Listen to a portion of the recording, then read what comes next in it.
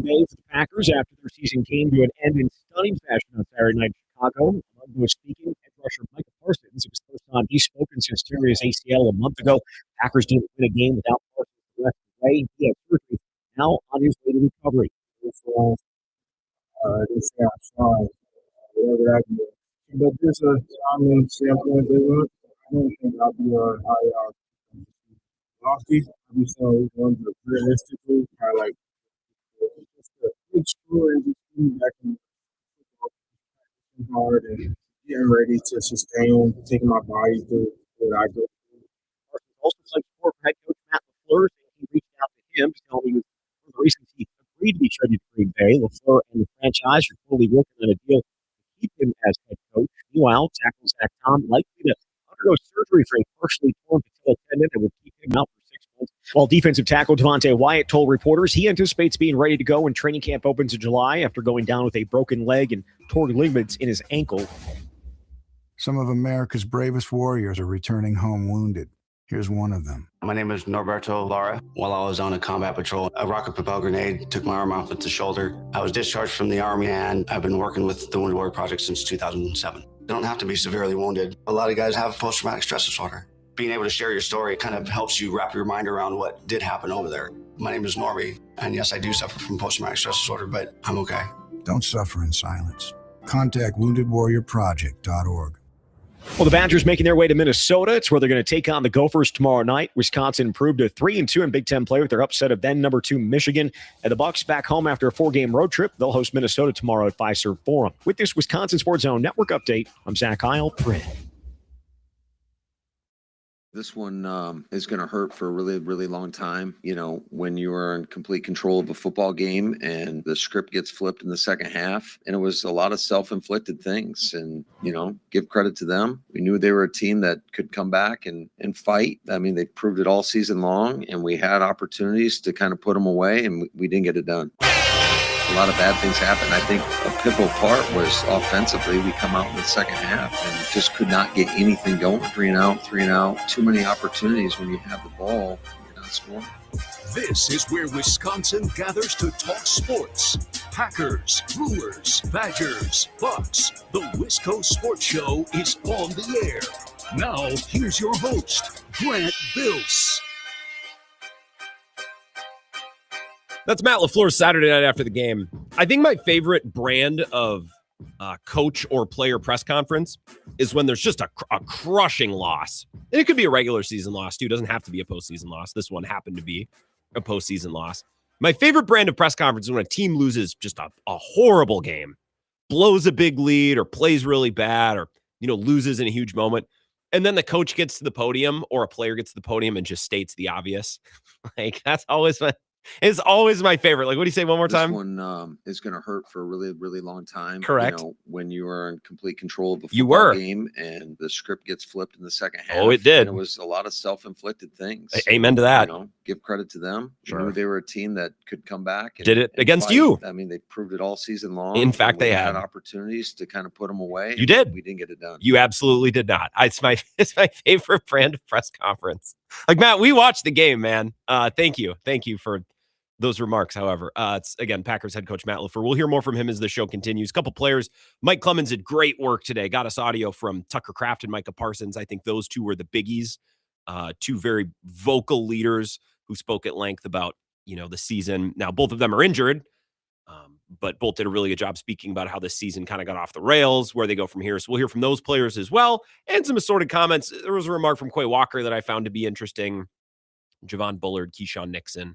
We'll mix that in. Evan Williams, always good for a comment or two. So we'll weave and bob and tuck those in as the show rolls along. Appreciate you being here. Hope you had a great weekend. And I'll take your calls throughout. I expect this will be a caller-charged show. 608-321-1670. If you want to call now, I'll put you in place. I'll get to your calls in the second segment. Otherwise, first commercial break, we'll come back and go right to you. You can text that number as well and comment on the live stream. What a great day to hang out on the live stream. Certainly some good chats to be sent, I would imagine. And the Wisco Sports Zone app, the perfect home for that live stream. Not just this show, but Bill Michaels, Ebo in the morning, The Camp, The Swing, Bill's postgame show, which was pulling huge numbers. I saw people were tuned in. I think Bill could have gone all night on Saturday.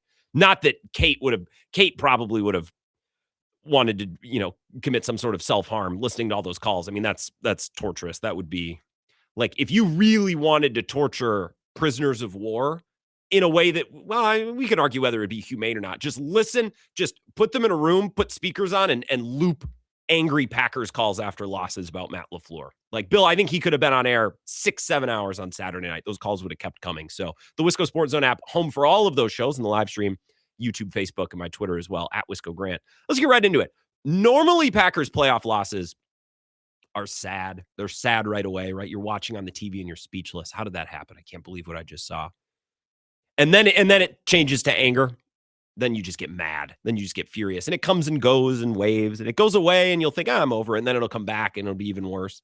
And I always tweet, as a joke, whenever the Packers lose a crushing game like that, I always tweet like, hey, don't worry, guys. It'll be worse in the morning. Because it normally is. It almost always is. You can flush when the game ends. You could turn off the TV and say, I wash my hands of this team. I wash my hands of you, sir.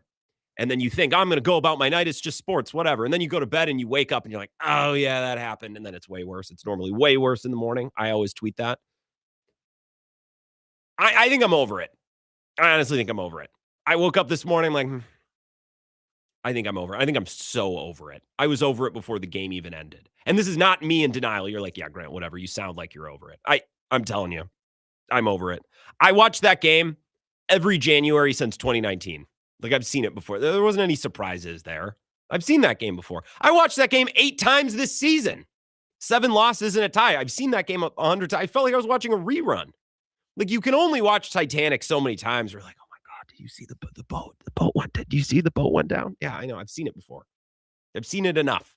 You know what I mean? Or when I was a kid, I loved Star Wars. I would hate watching Revenge of the Sith because I just hated watching Mace Windu get blasted out the window because I'm like, Anakin, just finish him. You know what I mean? It's like, maybe this will be, no, he's getting thrown out the window. He's getting his arm cut off and then he's getting thrown out the window. I hated watching it. Close my eyes, but you see it enough and it's like, I know what's about to happen here. It doesn't hurt me anymore like it did when I was in, elementary school.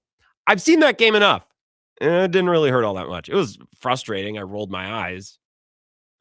But I can't be sad. I can't be sad from that or angry. Like, good riddance. You guys want to win a playoff game? Eventually, you're going to have to figure it out. Like, I can only get so charged up in front of my TV so many times. Like, come on, guys. This is the year. I believe. Like, I can only do that so many times before it's like, you know what? You guys just have some issues you have to figure out. That game is the story of the 2025 Packers. And really, if we want to get big picture, philosophical, 10,000-foot view, I think it's really the Matt LaFleur era as a whole. They'll give you 80% of a game. They'll do 80% of what needs to be done to win a football game. And that 80% can look elite. That 80%, like, wow, look at them move the ball and look at their defense fly around. I'm not telling you the 80% can look like a Super Bowl team. How many times did we see that this season? For stretches against the Steelers, that game, they looked unbelievable. Or for stretches against the Broncos, they looked unbelievable. Stretches against the Lions and the Commanders weeks 1 and week 2, they looked unbelievable. So that 80% can look like that. There it is. That's a Super Bowl team. But you're only getting it for 80% of the game. You can only count on 80%. You're never getting a complete football game. And I started to get annoyed, not with Bill. I do the show with Bill every day, 10 to 2. I wouldn't get annoyed with Bill. I would get annoyed with the idea, and he would always say this, we still haven't seen him play a complete game. We still haven't seen him a full 4 quarters. And I would sit there and I'd listen. I'm like, yeah, but is there such a thing? You know what I mean? These football games are too close. The teams are too good. You're never going to get, all right, I'm on board. We saw this time and time and time again this season. You get about 80%. On their best night, you get about 80% of a good football game. But that's it. Never more. Now, because Matt LaFleur has had excellent quarterback play in his career as a Packers head coach, and part of that is due to him. I think a big part of that is due to him. But because he's had excellent quarterback play, 80% is still enough to win lots of football games. You know what I mean? Because the roster has been pretty talented, especially this year. They added Micah Parsons. 80% is still enough to win a lot of football games.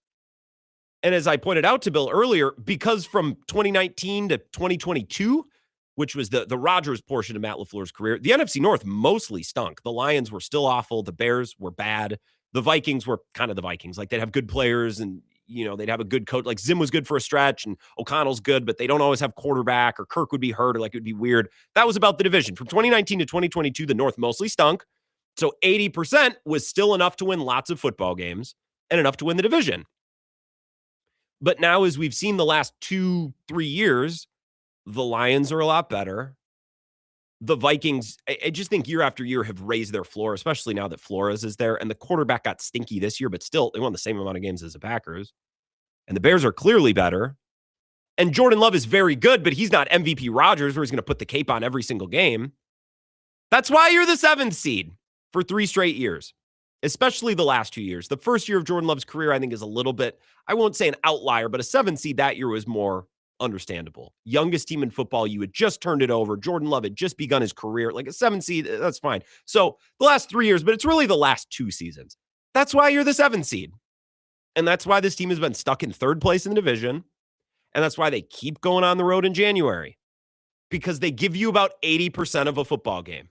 And if you extrapolate that over an 18-game schedule, you get about 80% of a season, which gives you the 7th seed, which means you're on the road first round of the playoffs. And it's hard to go on the round first round of the playoffs and play 80% of a game and win. And that's kind of what this team does. And I talked about this so much in late December after the Broncos loss and then after the Bears loss, and I think really the week of Baltimore too. I kept saying this team should be winning the division. I know Micah got hurt, and they're not the Super Bowl contender in this state that we thought in the first month because they've just lost so many guys. But that doesn't mean you can't win the division. Doesn't mean you can't better position yourself to win some playoff games. You can give yourself a chance. Talked so much about this in December, right? Like, this team should be a division champ. And I kept saying, being a division champion signals something about a team, about a coaching staff, about a franchise. There's so much value to me in winning your division. That shows me that you are a grown-up, mature, consistent team that can play start to finish every week and start to finish the entire year. You're not starting off slow in September. You're not crashing and burning at the finish. You're not blowing games to Cleveland and Carolina and Chicago and Philly at home and Dallas. You're stuck with a tie because you can't operate the 2-minute like that. Those are not things that division champions do, because in order to win a division, for the most part, there are weaker divisions, but for the most part, year after year, on balance, you need to win not 9 or 10 games to win the division. You need to win 11 or 12.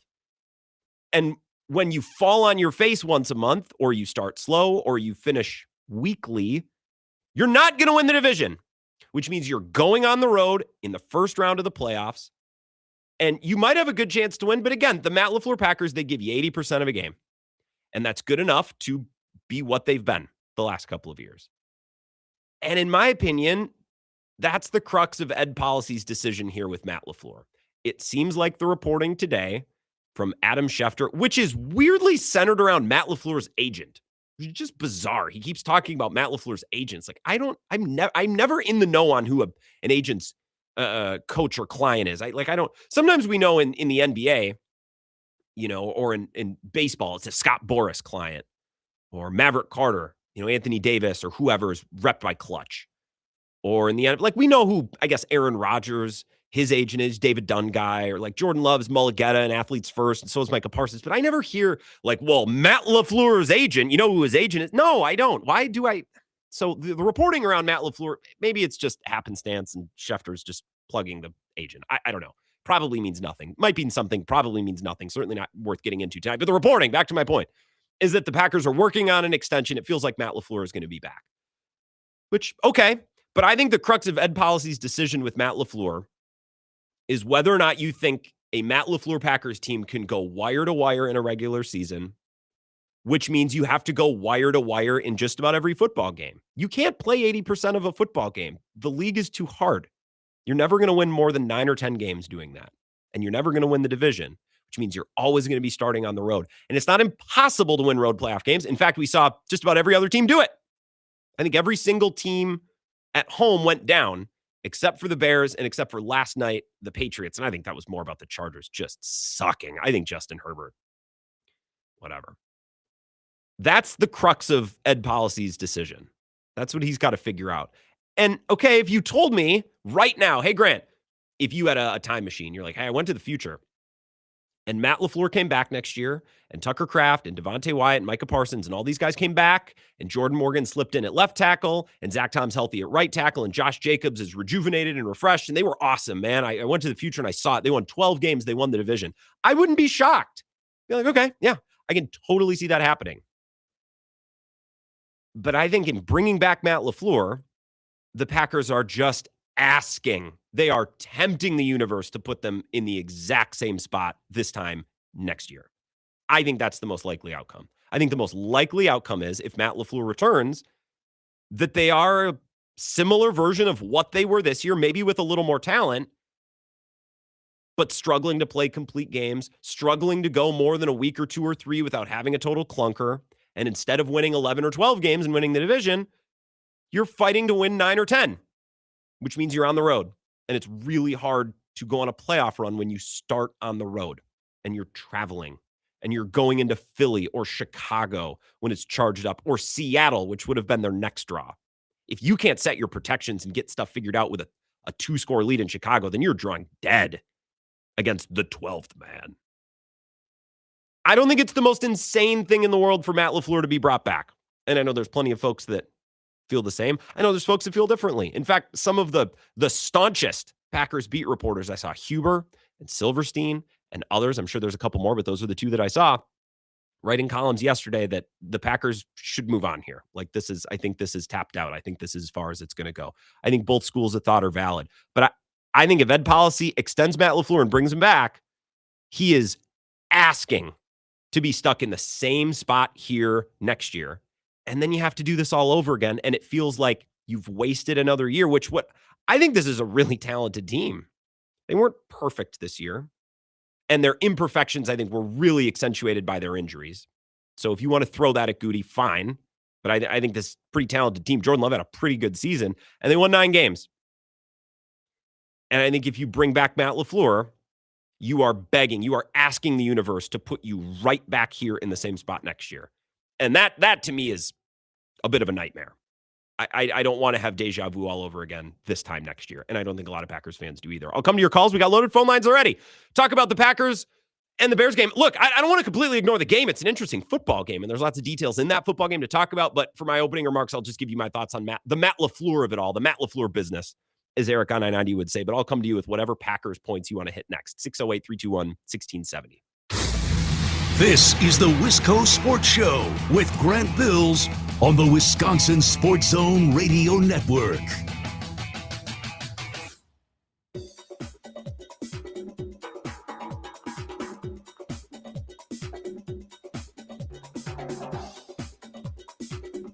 The Wisco Sports Show will resume in 3 minutes.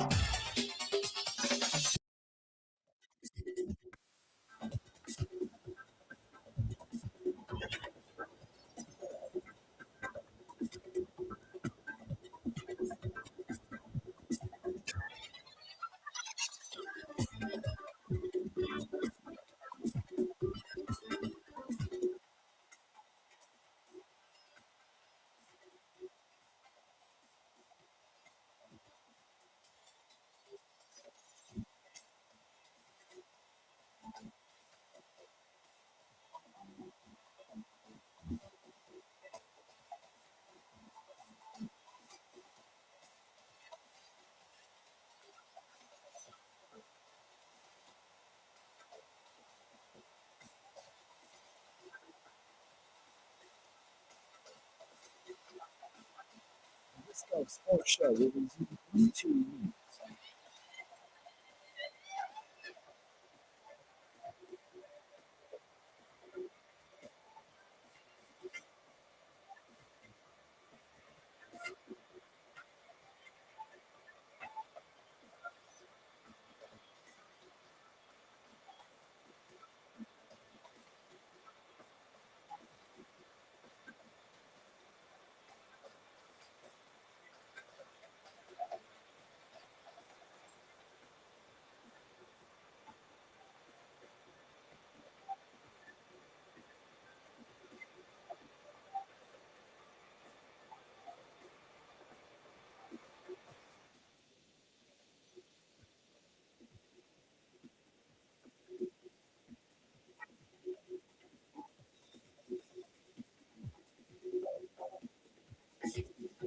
The Wisco Sports Show will resume in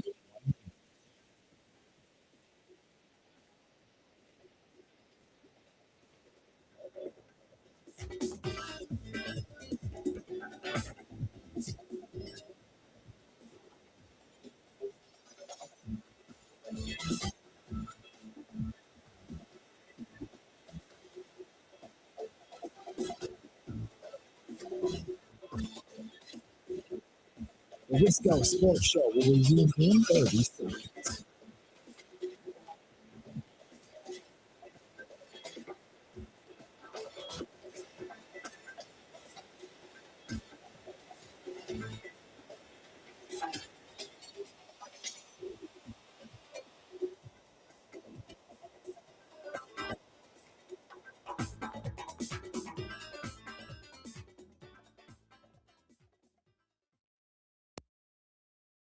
As bad as I want to sit right here and say we should have won that game, we didn't execute, and that's been a problem for us. Honestly, just finishing game, putting guys away. Even before I got here, I feel like that's always been a part of this organization. When it comes down to big games, like finishing the games, whether you start out strong in the first half, it comes down to can you finish. Nobody cares what you did in the first half. It's also just come down to when the fourth quarter hit, double zeros or whatever the case may be. Like we have more points to them, and that hasn't been the case at all, honestly.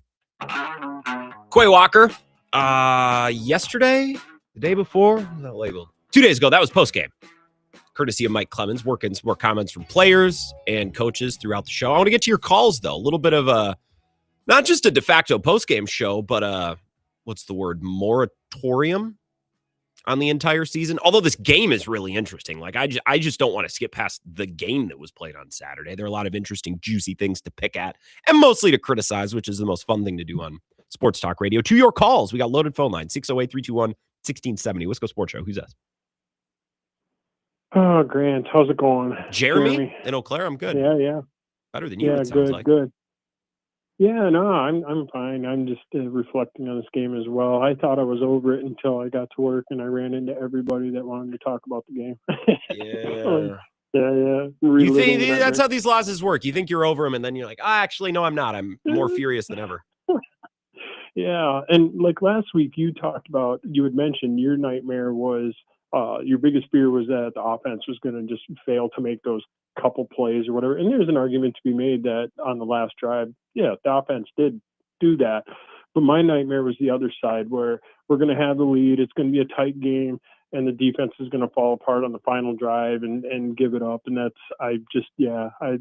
tipped over when I saw that. And then we're looking at McManus, the 4-point difference. I mean, that's the 4 points he missed throughout the game. 7. So that's on the board. 2 field goals and an onside or extra point. That's right. He missed it. Yeah, he did miss that extra. I forgot about the other field goal. But we did see this one year. We saw one complete game and what that looks like. And if you remember, we talked about it. That was the Steelers game. That was glorious. Like everybody was just stoked after that game because it was 4 full quarters of just amazing football. I don't even know that it was. But I don't want to get bogged down into that. Keep going. No, and I don't either. But anyway, the point is like with Matt LaFleur, somebody else on another show made a really good point, and surprisingly enough, it was a Bears fan, and he said, getting rid of Matt LaFleur would actually be a big mistake for the Packers because he said we got rid of Lovie Smith in a 10-win season, and look how bad we were after that forever. I mean, he's like. He's like, we finally got a good coach and we're actually winning football. He said Matt LaFleur is a good coach. He said players need to execute at some point. And there's a lot of truth to that. So, I mean, I think it's a good call to bring Matt back, but I think we need to do some team building. There's some players out there. Like, I don't know what Nate Hobbs was doing. Keyshawn Nixon's out there making business decisions. I don't know. But, yeah, I mean, I think we have a place to go from here. Again, look, Jeremy, if you want to tell me, I appreciate the call. LaFleur's back next year and they win 12 games and win the event. Like I could totally see it. I just think bringing him back, you're really tempting fate. You're tempting the universe to put you in the exact same spot next year, which is wild card on the road first weekend of January, which I know is not the place the Packers want to be. It's not the place the Packers fans want to be. I'm with you on execution. Like, I need the dumbass kicker to make his kicks. Maybe Matt LaFleur should talk to him. He said earlier, I don't talk to kickers. I'll just check in, maybe. I don't know. Every once in a while, maybe. So I need the kicker to not miss 2 field goals and an extra point, which has only happened once in an NFL game before. I believe I was talking with Zach about this earlier, and it was funny enough, 2008, Brandon Tynes, and the Packers blew that game to the Giants too. So it's funny, full circle stat. Rasheed Walker needs to not just completely turtle and turn into a pumpkin. Yeah, protection-wise. Jaden Reed needs to catch the ball, although why should I expect Jaden Reed to start catching the ball? He's dropped 3 or 4 of Jordan Love's best throws this season, and he only played like 5 or 6 games. He missed most of the year, and still, I can think of like 3 or 4 unbelievable throws in big spots, and he dropped all of them. So yeah, it's an execution thing, but at a certain point, and we're talking in circles here, that's on Matt LaFleur. You got to get your guys to execute as the head coach. Like, you do have to have some agency. There is some agency of coach and getting his guys prepared and getting them to execute. Right? 608-321-1670. Wisco Sports Show. Who's that? Hey, it's a disgruntled Uncle Packer. Hey, Uncle How Packer. you doing, man? You don't sound too disgruntled. Maybe a little. You know what? There's nothing I can do about it. But I want to talk about 3 things. Okay. One. The first thing I want to see is what idiot team is going to hire Jeff Hafley after he lost 20 points in the 4th quarter? I mean, I would be very happy if he was going to be my new head coach after seeing that. And I haven't heard about much Jeff Hafley, head coach. That's what I said last week. Like, if I wanted a defense guy, I'd hire Flores or Sala first, but that's just me. Yeah, I think that's done. I think he'll be back next year. As for Matt LaFleur, I don't make that decision, and thank goodness I don't. It's a hard one. Because that's a big decision. It's a hard one. I'm wondering if this policy, our new general manager, wants to put his name on the Packers and maybe come in with his own guy. So we might lose Matt, but I don't care either way anymore. I was a big fan of his, but sometimes the team takes on the head coach's demeanor, and he's a little soft. I'm not going to get to talk about his eyebrows, but, it'd be easier to get behind a Dan Campbell sometime than a Matt LaFleur. And as for Jordan Love, I want to say that Bill Michaels this morning nailed it. He's not that good. He's not taking that step that we expect him to do. There's no ice water in his veins. He gets panicked and he gets run around and he does some bad plays. And that's the truth. Yeah, so there's a lot. We thought so. Yeah, there's a lot there, Uncle Packer. I appreciate it. Give me 60 seconds on the Jordan Love angle because that hasn't come up yet. We'll do Jeff Hafley. I think the defense Saturday night, was mostly the defense we've seen over the last month. But then Edgerrin Cooper got hurt, which makes it harder. And Caleb Williams, he is a quarterback like Aaron Rodgers was in his prime, completely capable of making a throw when you shouldn't be able to make a throw. So you factor that in too. They didn't have anyone left. Although I think Van Ness and Gary actually played. I thought Gary, for whatever it's worth, which is very little, played his best game in a while. But we did Hafley last week. Jordan Love, look,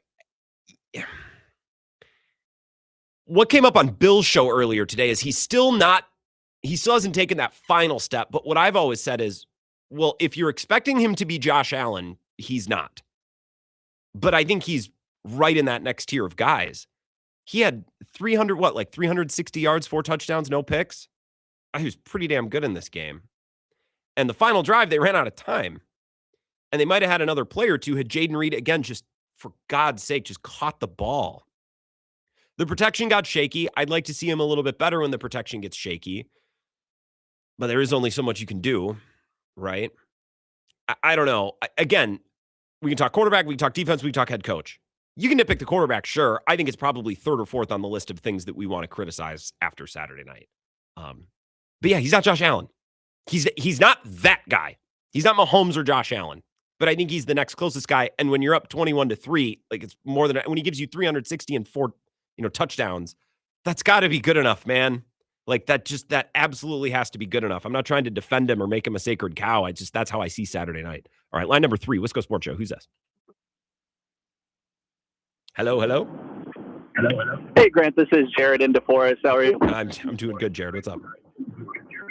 It just feels like with LaFleur, like you've said, it's the same thing every year. If he's got a team and a roster that's built to win 5 games, he'll get you 9. If he's got a team that's built to win a division like he did at the end of Rodgers' tenure, he's going to win you enough to get into the playoffs, and then it's the same story every single year.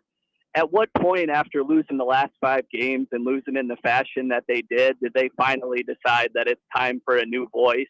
Because granted, all the success, if you can even call it success, to get into the playoffs and finish 7th every year, at what point, like the quote from Moneyball, if you don't win the last game of the season, who even cares? You know what I mean? Yeah, no, absolutely. Well, and this is, I actually love that framing. I appreciate it, Jared. We had a guest on, it was Mike Renner last week, who said of the Eagles offense, if they play against a really good defense, they're going to score 17 points. And if they play against a really bad defense, they're going to score 17 points. Kind of feels like where we are with LaFleur. If he's got a team that's built to win 8 games, he'll win you 9 or 10. And if he's got a team that's built to win 12 games, he'll win you 9 or 10.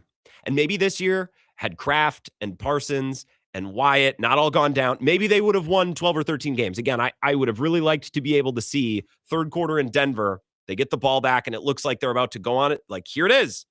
And then Micah Parsons gets hurt. Like, I wonder. I do wonder. But I think it's a fair criticism, LaFleur. And again, if policy wants to bring him back, my caveat or my note, my asterisk on that decision, well, I think it's a fine one, is okay, but I think you're tempting the universe to put you back in the exact same spot next year with a loss here and there to a team you shouldn't lose to, and a 2-minute drive that's not where it needs to be, and a team that gets shaky down the stretch, and they've lost 3 or 4 going in, and now you're playing opening weekend in San Francisco or in Philly or in, wherever. That would be my concern. And I'm not going to tell you that that's for sure what would happen, but I think the odds are pretty. I mean, how much we have so much evidence with this. You know what I mean? One more call here, and then we got to go to break. Wisco Sports Show. Who's this? Hello. Hello. Yes. Yeah, this is David in Door County. Hey, David. What's up? The previous caller was spot on. This business of judging a team based upon whether or not we get into postseason has gotten ridiculous. We need to measure his actions based upon the totality of the last 3-4 seasons, which is always the bridesmaid, never the bride. Always limping into the postseason, and we somehow quasi-chalk it up as a win is a fool's mission. I've been seething all afternoon listening to talk radio, and it just torques me. LaFleur I think, comes across with the players as more of a friend than he does a leader. I don't think he's a good leader of men. Okay. I don't think he can rally the troops and get them to a point to come out of that tunnel just frothing mad. I just don't think he has it in him. That's fair. Not a bad guy. I think he's a great play caller, but I think he is misapplied as a head coach. He's not a leader of men. To that point, I'd like to look at some previous film of Love to see if he had the energy that we all wanted out of him, that next gear that we all hope he can deliver to us, because he sits in that bench with a look of absolute ambivalence. He should be walking up and down that row of O-line guys and receivers and just jazzing them up, getting them riled up. And I don't think LaFleur's coaching style is, tolerant of that or supportive of that. I just don't get that vibe. So, what did you say your name was one more time in Door County? What did you say it was? David. Door County. Yeah. Thank you for listening and calling up in Door County. I'm jealous that you're up there. So, 2 things. Number 1, on the sideline manner. I think it's very easy to watch a game and note the result and then go back and apply it to mannerisms on the sideline. I think we do this to Matt LaFleur with the iPad too, where it's like, well, do you see him on the sideline with the iPad? Like, well, it's easy to make fun of that when they lose, but I remember seeing him on the sideline with the iPad, kind of smiling and talking to someone when they're up 21-3, and I'm sitting there thinking, this guy's shaking his ass up and down the field, calling perfect plays. He's in his bag. Nobody would have cared he was on the iPad. So the sideline mannerism stuff, like Jordan Love is sitting there stoic. If they win, he's calm, cool, and collected. If they lose, he's Caleb Williams throwing a temper tantrum on the sideline, or Aaron Rodgers, He showed emotion when Jaden Reed dropped that pass on the final drive. You see that? He turned and let out something. I don't know what it was. I'd like for sometimes him to be a little bit more intense, but I think it's so easy to nitpick body language and behavior, especially on the sideline, once we get the result. And I don't know that it's productive.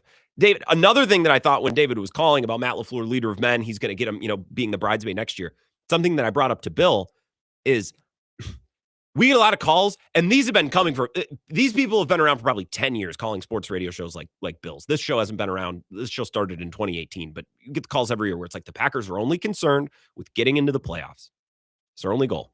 They don't care about actually winning Super Bowls. They just care about getting in. And I think that's absurd. And I think Bill does. I think a lot of people say, well, of course they care about winning championships. They don't just want to get into the playoffs. However, if they retain Matt LaFleur and bring him back, what am I supposed to tell those people when they call in? Because they've been the 7th seed for 3 straight years. Road dogs, opening weekend, 3 straight first-round losses. So how am I supposed to tell people when they extend that coach, no, guys, they don't care about just getting in? Well, it pretty clearly looks like that's their bar. That bar's been set. That's what it looks like, at least. We got time for one more call here, and then we'll go to break. Wisco Sports Show. Who's this? Hey, Mississippi Drew. How's it going? Mississippi Drew. Sorry we couldn't get you on Bill's show earlier today. What's going on? Oh, no worries. Busy. The last couple of times it's been that what's-his-face happens to call in. Yeah, Mike from Clemens. outside of Lambeau, and it's like, yep. Oh, but it's okay. So LaFleur is so just take them both together. So you can't have these two together. You can't have both of them be the same guy, because if Love were a head coach, he would be Matt LaFleur. Like, one of them has to be good cop, one of them has to be bad cop. They both need to buy into the same system and preach it. Like, that you can't have just these both laid back demeanor type of guys. Like they're the wrong fit for each other. And so for me, it's like, well, it's a no-brainer that it's LaFleur then, because it's harder to get a good the quality of player that Love is, I believe, is very high.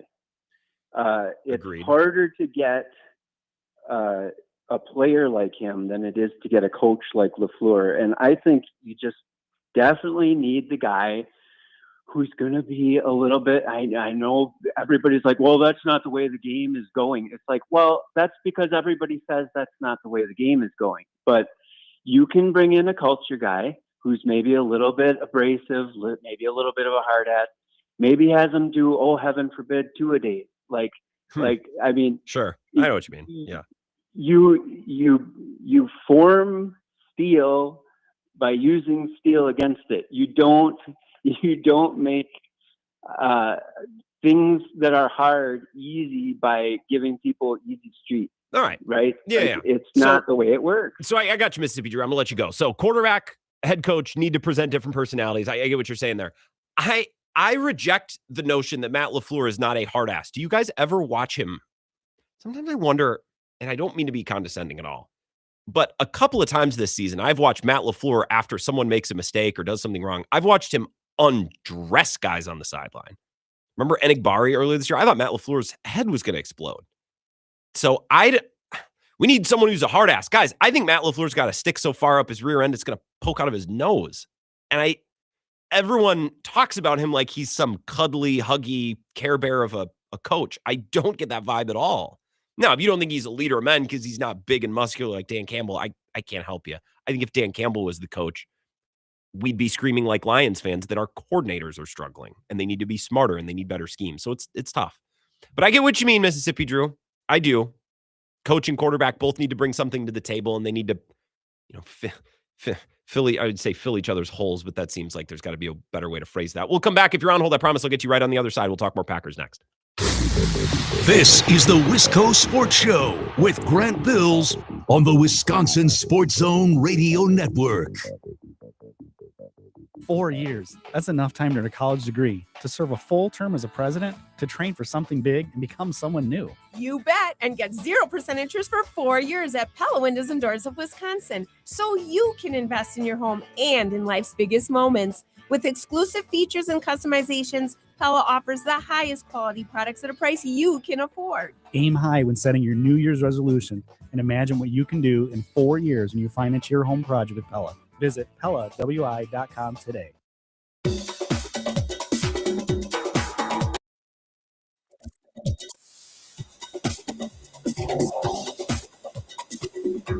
The Wisco Sports Show will resume in 5 minutes.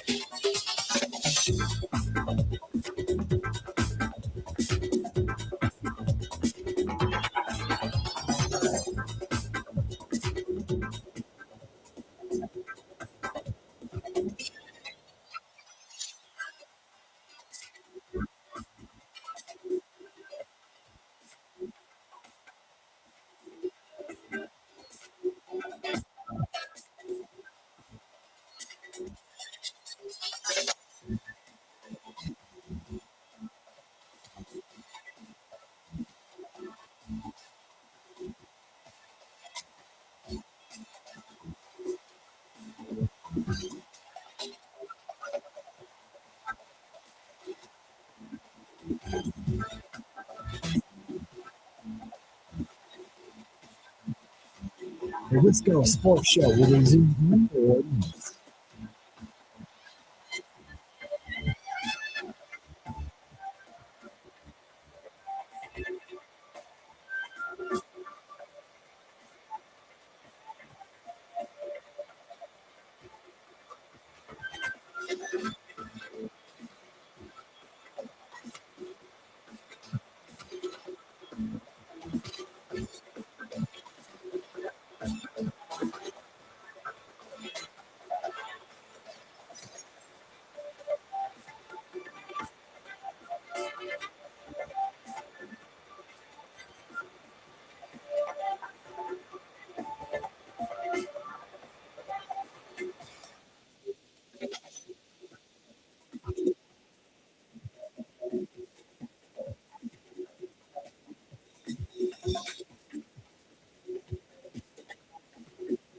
The Wisco Sports Show will resume in 3 minutes.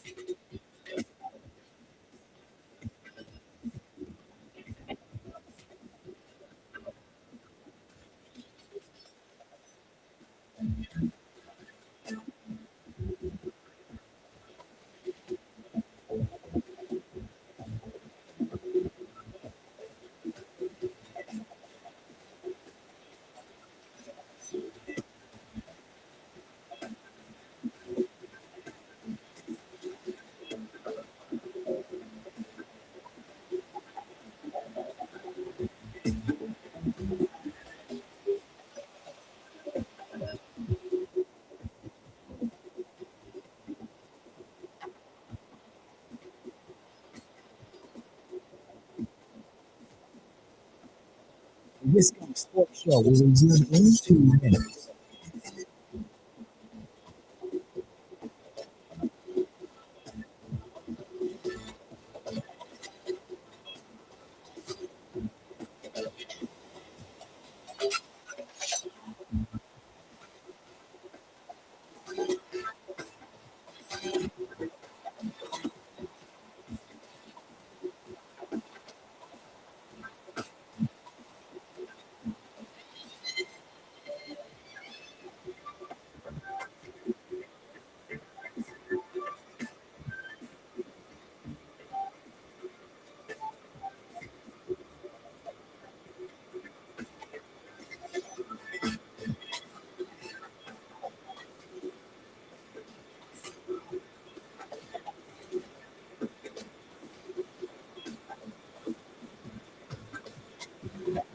The Wisco Sports Show will resume in 1 minute.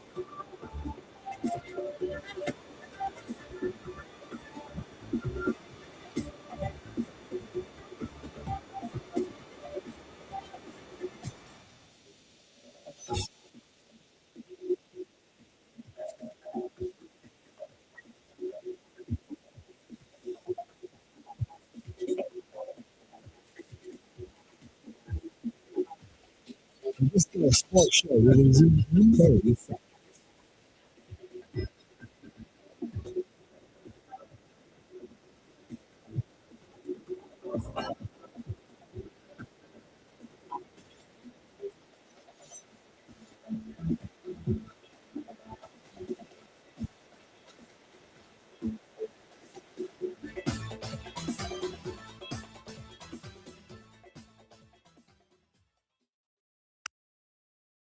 I think a good play is the first play of the second half. I mean, We got Luke Musgrave. It's going to be a huge explosive gain, and we don't fan out to the corner, blitzing off the edge. There was multiple protection busts, and, give them credit. They amped up their level of pressure, and we didn't adjust to it. I mean, I think it speaks to the importance too of having home playoff games. When you go on the road, sometimes communication can be a problem. And we were in situations where we're in a 5-0, and so that means every O lineman has a man in front of them, and we cut a guy loose, and he's a free runner to the quarterback. So that happened at least 4 times in that last game. So it's a 50-second answer there. The first half is really the half that I think is indicative of what happened in the game. Rasheed Walker sucked. And they had multiple looks to begin drives in the third quarter where something was schemed up, it was open, and Rasheed Walker just turned into a turnstile or missed his guy or missed his block. He committed penalties. He's been a nightmare in big games. And strangely, over the last month, I've completely turned around. I would love for Jordan Morgan to be the starting left tackle next year. Please, I welcome it. The second half of that answer is like, I don't want to hear that, man. Well, we need to get one of these at home. I've been saying, yeah, you're the 7th seed again. The 7th seed doesn't get home playoff games. And it was eerily reminiscent of Aaron Rodgers going, we got to get one of these at home. And they got 2 of them at home, or they got 1 at home, lost, and then an opportunity to have another one at home, lost. So save me with we need to get one of these at home. I've heard that before. I don't want to hear. I agree, by the way. Yes, you do. So stop losing to the freaking Panthers and Browns, man. Like, that's part of the problem. All right, more of your phone calls. 608-321-1670. Let's go Sports Show. Who's this? Hey, Grant, great segue. Hey, Tony from Texas. I looked this up, but I think they were favored 16 out of the 18 games this year. I know the Viking game, it's a throwaway game, Feels right. And then maybe at Detroit. But I literally think they were favored at every game. And, my theory is a lot of these guys, these callers, they want LaFleur fired because I think their wives and girlfriends, I think they want to bang LaFleur. That's my theory. But speaking of that subject, Ben Johnson is the biggest dick on the planet. I cannot stand that guy, Grant. He's just like their fan base. I cannot stand those guys. And the Packers found a way to lose to that I almost said it, that crappy franchise. And that's what's going to kill us. We didn't want to play the Bears, you and I, for that reason. Wow. We said I said they would blow it. I said they would blow it. They did. They blew it in a fashion. And I can't believe all these people that think, they wouldn't. They can't believe they lost. How can you not believe they wouldn't lose that game? I've watched that game. On brand for last 7. Yes. I've seen that game a dozen or 2 times in the last couple of years. Yes, exactly. We've seen it so many times. How could you not think that? And props to Quay Walker. Props to him. He deserves another contract with the Packers. I love what he said about that because to me, he knows his Packer history. He's seen it happen before. So props to him. Heartbreaking after the Brewers. Now the Packers. It's just heartbreaking, Grant. And the sun will rise. It has risen, and we'll just keep on trucking. But yeah, tough Packer year. I all jokes aside, I think I would keep LaFleur. I just don't know if there's a better replacement out there. So normally I don't like being the Tony. I appreciate it. The guy who's like, well, who are you going to hire? But I don't know. I don't know who they would. The only hesitation I have about bringing them back is, all right, but if you're the 7th seed and you lose in the first round again next year, it's going to feel like we wasted a year with a team that's really good and talented and a quarterback that's playing at a really high level too.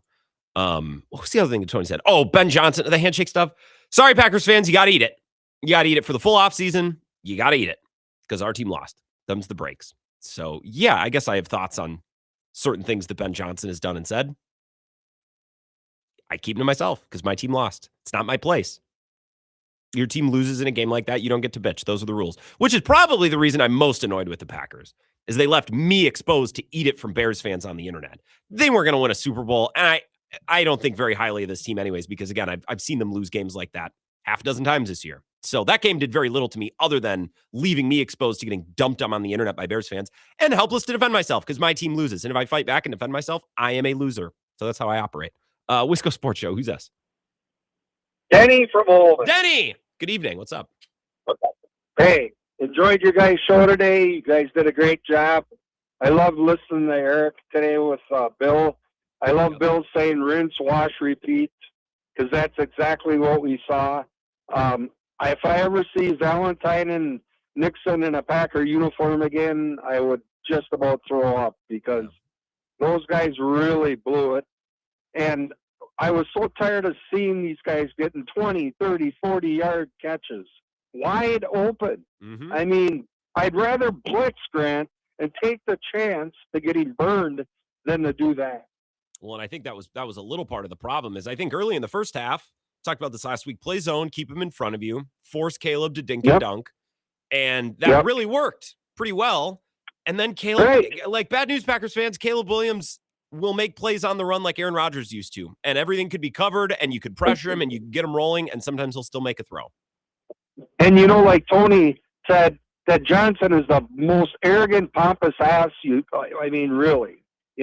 Anybody else I could have taken losing to Dallas or whatever, It's just the Bears. I mean, you see the people flouting it now when they're coming and stuff. And, before the Packers, when they had to come to Green Bay back in the 70s and that was like the Holy McGrail. The Packers almost got 10 points just for being home, even if they were playing against a favorite. And I think that mystery and that mystic, I think that's been lost now. I think it's been lost for probably about 20 years, Denny. I appreciate it. And sorry to cut you loose. I just want to take one more call before this break. I think it's been dead since probably 2007 when Vic cooked it, or 2006 or whenever that was. Yeah, their home field advantage is so overrated. So to hear that we got to get one of these at home. Why? You guys lose at home too. By the way, for all your complaints about Ben Johnson, take it up with your football team. They're the ones that blew it and have hung you out to dry to eat it from Bears fans on the internet and at your office and at your job. And it sucks. But I'm not going to say anything. My team lost. Those are the rules. Unless you're a Cubs fan, then you can whine about an L flag all winter. But again, I'm not a Cubs fan, so I don't play by those rules. I play by the proper rules of sports. One more call here. Wisco Sports Show. Who's this? Hey, Grant, Clemhead Mike. Clemhead, good evening. Good evening to you. I appreciated Tony from Texas's call. Ben Johnson. I thought there was this coaching fraternity. I don't think he fits in. But anyway, 7 years of Matt LaFleur. I'm tired of the excuses. Aaron Rodgers won't cooperate. Oh, we have so many injuries. Oh, for 3 years in a row, we're the youngest team in the NFL. Oh, our defensive coordinator stinks. Oh, our special teams coordinator stinks. And then after on every press conference, he says, "We need to do this better. We need to do that. We should have done this." Well, then do it, because on game day, you're the CEO of that football team. You heard a couple of times in that presser. I'd like a couple of those play calls back. It's like, you've said that once already, buddy. Yeah, you made these calls, Matt. I mean, you're the one that's always pulls your guards and runs wide on third and inches, or throws a 30-yard pass on 3rd and 1. I mean, you're the one making these decisions, and we shouldn't have done this. Well, then just don't do it, or do it. Whatever. You're the boss. Call the good plays. Is that what you're saying? Call the good plays. Keep calling the good plays. Stop calling the bad ones. Right. It's not hard. It's pretty easy. Actually, when I say it like that, it's very easy. Yeah. I've been watching the Packers since the 1960s. This season was more soul crushing than any of the other seasons so far. So, Matt LaFleur, here comes the bus. I'm going to push you in front of it. Sorry. I appreciate that. That's a great call, Clemhead. And it's another thing. Like, if Ed Policy doesn't move off from Matt LaFleur, and it doesn't seem like he will, I question what reality would have led him to move off of Matt LaFleur. Like, I don't think he was ever really looking off him. And well, Grant, they made the playoff. Yeah, with the talent that they had in the season Jordan Love just had, I think that was the worst possible outcome. I know the injuries. The injuries didn't cause them to only win 9 games. They had lots of opportunities before those guys got hurt, and lots of opportunities that were independent from those injuries later on. You want to talk about not winning a Super Bowl? Sure. But being a 9-win team and a first-round exit in the playoffs, that had nothing to do with the injuries. Seriously, honestly. So if Matt LaFleur keeps his job, then he was always going to keep his job. At least that's the way I see it. One more segment this hour. We'll come back. A couple of random thoughts before we get to Zach's update at 5 o'clock. This is the Wisco Sports Show with Grant Bills on the Wisconsin Sports Zone Radio Network.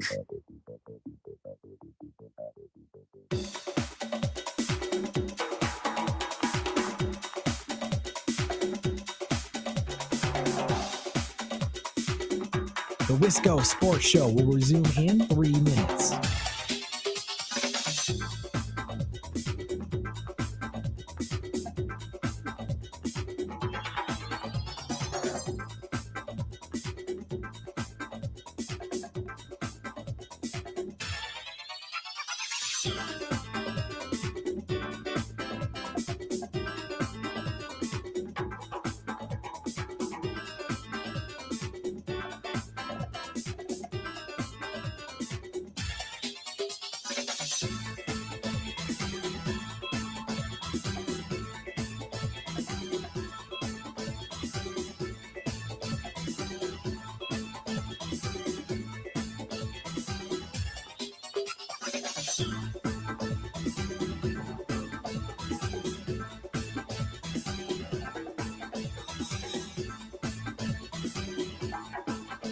The Wisco Sports Show will resume in 2 minutes.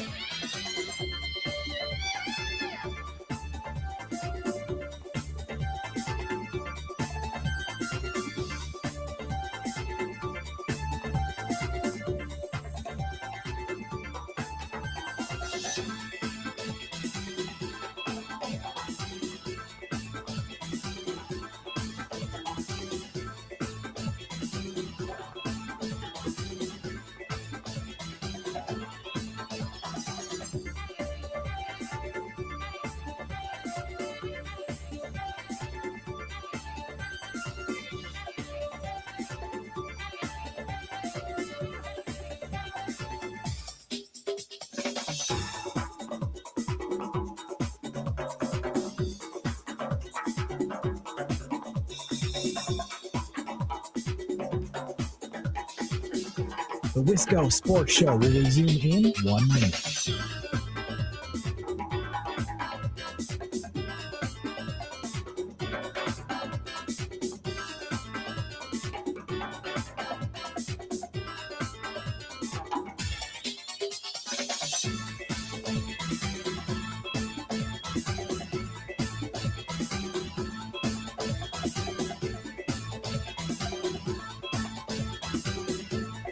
The Wisco Sports Show will resume in 30 seconds.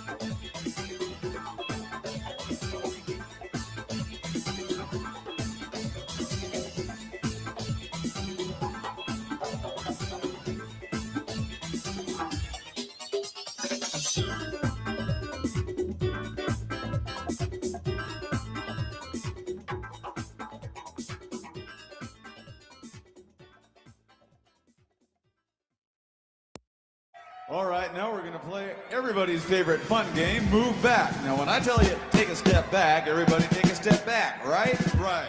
Okay, take a step back. And take another step back. And take yet another step back. And another. Take a step back. Doesn't everybody feel better? What do you mean, no?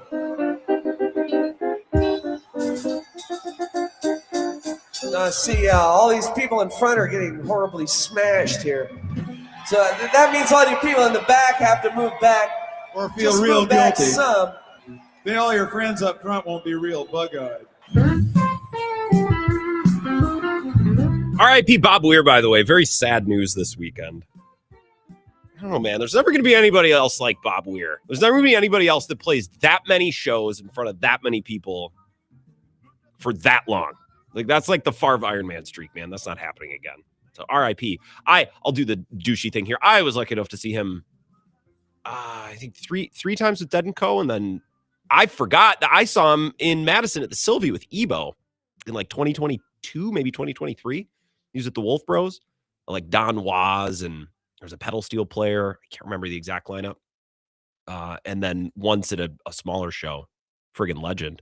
I was at a bar on Saturday. I got the news on Twitter. I'm like, oh, I got a text from Grain Man Mike. This is some much needed humor. I don't know if it was intentional. It made me laugh. They were up against the number 2 team. They had to play at their house with a ruckus environment. The turnover margin was close. Both teams took care of the ball well. They left a couple points out there. At the end, it was only a 1-possession game. They were firing on all cylinders in the first half. But at the end, the Badgers finally got a resume-building win. Love the show. Keep up the good work. As you can tell, I'm ready to move on from Saturday. Yeah, this Packers season felt like it was dying a slow death. And honestly, as I said last week, I'm excited to watch the other games. I feel like I've been freed from the yoke of this team that can't get out of its own way. And now I can watch Steelers-Texans tonight. Thank you for the text. Big Badger win on Saturday. We'll address that later on in the week. More Packers talk and more of your phone calls next. Hour 2.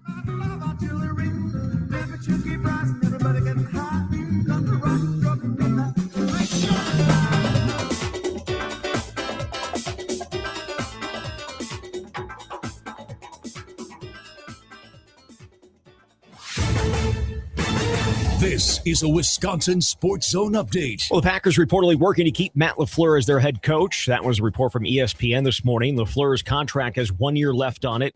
NFL coaches rarely work as lame ducks. LaFleur, 76-40-1 in his career with the Packers, but hasn't won the NFC North since 2021, made an NFC title game since 2020, and just blew an 18-point second-half lead to the Bears in the playoffs. But many analysts believe the Packers did move on from LaFleur. He would be one of the top head coaching candidates. For his part, LaFleur doesn't want to leave. Of course. I mean, this is one of one. I love this place. I love the people. As much as you guys drive me nuts sometimes, I love you guys. I love our players, the locker room, everybody in our organization. I mean, this is a unique place. New team president Ed Policy is the one that will make the call on LaFleur. Meanwhile, defensive coordinator Jeff Hafley expected to interview for multiple head coaching jobs. LaFleur said he expects him to get one of those. Meanwhile, Wisconsin, they're up to 24 transfer portal additions, includes a pair of quarterbacks in Colton Joseph from Old Dominion and Deuce Adams from Louisville. Some of America's bravest warriors are returning home wounded. Here's one of them. My name is Norberto Lara. While I was on a combat patrol, a rocket-propelled grenade took my arm off at the shoulder. I was discharged from the Army, and I've been working with the Wounded Warrior Project since 2007. You don't have to be severely wounded. A lot of guys have post-traumatic stress disorder. Being able to share your story kind of helps you wrap your mind around what did happen over there. My name is Norby, and yes, I do suffer from post-traumatic stress disorder, but I'm okay. Don't suffer in silence. Contact woundedwarriorproject.org. Well, Milwaukee finished out its road trip yesterday with a loss to Denver. They'll now come home to face the Timberwolves tomorrow. And Wisconsin getting back in action tomorrow night as they travel to face Minnesota. Badgers coming off an upset of then unbeaten Michigan in Ann Arbor. With this Wisconsin Sports Zone Network update, I'm Zach Heil. This one is going to hurt for a really, really long time. You know, when you are in complete control of a football game and the script gets flipped in the second half, and it was a lot of self-inflicted things. And, you know, give credit to them. We knew they were a team that could come back and fight. I mean, they proved it all season long, and we had opportunities to kind of put them away, and we didn't get it done. A lot of bad things happened. I think a pivotal part was offensively. We come out in the second half and just could not get anything going. 3 and out. Too many opportunities when you have the ball. You're not scoring. This is where Wisconsin gathers to talk sports. Packers, Brewers, Badgers, Bucks. The Wisco Sports Show is on the air. Now, here's your host, Grant Bills. All right, hour number 2. We got loaded phone lines. So tonight's show going to be a little bit more for you. Continue going back and forth, and I'll take calls as long as they're coming in. As the week goes on, I'll give you some more thought out, nuanced segments about this, about that, and the other thing. It's mostly LaFleur, the way the season went, the Packers' decision to keep him or to send him packing. That's the crux of tonight's show. Before I get back to your phone calls, one quick comment. You know, for all the heat that Brian Gutekunst takes about his first-round picks, you know who played pretty well in this game? Lucas Van Ness, Jordan Morgan, and Matthew Golden. And I know that some of you are like, Grant, why are you prattling on about Matthew Golden? Christian Watson is the number 1 wide receiver. Like, yeah, I know. Jaden Reed dropped another crushing pass. Romeo Dobbs is pretty good in this game, really good. I'm watching Matthew Golden like, that's probably a guy who could have helped you win maybe another game or two this year. Had used him. Looks pretty good. Catches the ball when it's thrown to him. Imagine that. Fast, elusive, crisp route runner. I don't know. Remember when Bo Melton and Malik Heath were on this team? Again, I can't understand for a team that's as bad on special teams as this one is, and organizationally, historically, philosophically, it's not just Rich Bisaccia, although they had 10 men on the field on special teams the other night. So, like, he sucks too, but it's bigger than him. You would think Bo Melton, everybody loves. You know what the idea with Bo Melton should be? Hey, man, let's turn you into a special teams stud. I want you in the film room every day watching Jared Bush, Chris Banjo, other Packers special teamers, Matthew Slater. I want you to learn his game front to back. That's your thing, and you could be a 10-year pro in Green Bay, special teams captain. No, let's fart around with him playing corner and then fart around with him playing wide receiver, taking away reps from other guys who are, good at receiver. Good. Just annoys me. That's all. This loss, over it. The only reason I'm frustrated about this loss is they've left us exposed for an entire offseason to eat it from Bears fans. I'm seeing clips from 670 The Score. I got Lawrence Holmes talking down to me. Gag me. So I am mad about that. But, man, this team didn't deserve – that's who they are. They play 80% of a game, which gives you 80% of a season, which means with their talent, they win 9 games and they lose in the first round of the playoffs. Nailed it. They nailed their projections. Beautiful. If we were having a board meeting, there'd be a line graph that said, this is what we projected for the quarter, and you nailed it to the dollar sign. So they got to figure that out. I'm not losing sleep over that, but I am annoyed that I have to deal with Bears fans now. And the Cubs they got Alex Bregman. So that annoys me too. All right, back to your phone calls. Wisco Sports Show. Who's this? Grant, it's Q. Q. Good evening, Q. I'm more disappointed today in the news that we're considering extending LaFleur than I was in the loss on Saturday. Seems like they're trying, not just considering, they're actively attempting. And it's really refreshing to hear your take in the last segment that you're not sure what to tell fans that say this team is designed just to make the playoffs. It feels like you said that you want to defend the franchise and say that they care as much as we do. It really doesn't feel that way. Well, that's what I'm saying. Now I can't. I think it's ridiculous that any franchise is like, we just want to make the playoffs and that's it. This franchise doesn't operate that way. But if they bring back LaFleur, what am I supposed to tell people like you, Q, who believe that? I got nothing. And I mean, I work with an office full of Bills fans. I work remotely for a company in Rochester, New York. And I'm very much considering just becoming a Bills fan until LaFleur's gone. But let's say that they can't come to terms. What do you think of Aaron Rodgers returning as head coach to the Packers next year? Do you want me to treat this as a serious question, or do you want me to laugh it off and then move on with the show? Because you asked it in a very serious tone. Yeah, Bart started. I'm just saying you don't like the candidates that are out there. Let's find our own candidate. And nobody is smarter than Aaron Rodgers in the entire world, according to himself. I want to see him put his money where his mouth is. So this seems like you have an axe to grind with Aaron Rodgers, and you want him to take this job. So it's proven that he's not actually that smart. That feels like where this is angled. And the premise, I'm entertained by the premise. This is a little ridiculous, don't you think? I think it's can't lose, and he has a good rapport with Jordan Love. The offense is stalling out. And maybe we bring back Jeff Hafley to be his defensive coordinator. Okay. Q, I love when you call, Q. Thank you for listening to Milwaukee. I don't know what you want me to do with that. They tried it with Bart Starr, and that's like one of the more notorious failures of a franchise that's mostly been successful for the better part of a century. So I don't know what to do with that. In fact, there's nothing I can do with that. I'm just going to take another call. Wisco Sports Show. Who's this? Oh, sorry. Almost fell asleep during Q's call. How are we looking? It was, hey, say what you want about, and I'm not trying to pick on Q, but that was a juicy, bring Aaron Rodgers in as a coach. At least that's not something I expected to hear. I guess not. Q's just got his own, agenda to push, but that's all right. He does. Now, Grant, do I think Matt LaFleur should be fired? No. Do I think some heads need to roll for this loss? Yes. There's got to be some organizational accountability here. Ed Policy needs to put his mark on this franchise. And I don't know what that exactly looks like, but why can't we go into a lame duck year with Matt LaFleur? Is that just somewhere written in the rule book? Well, so first of all, I don't disagree. That's what Ed Policy said. So I guess we can question how he believes or what he believes and how he operates. Here's my point, Cone, and I guess I'll kind of come in through the side door. Let's say they extend him by 2 years, and the Packers start 1-2 this next year, and they look bad.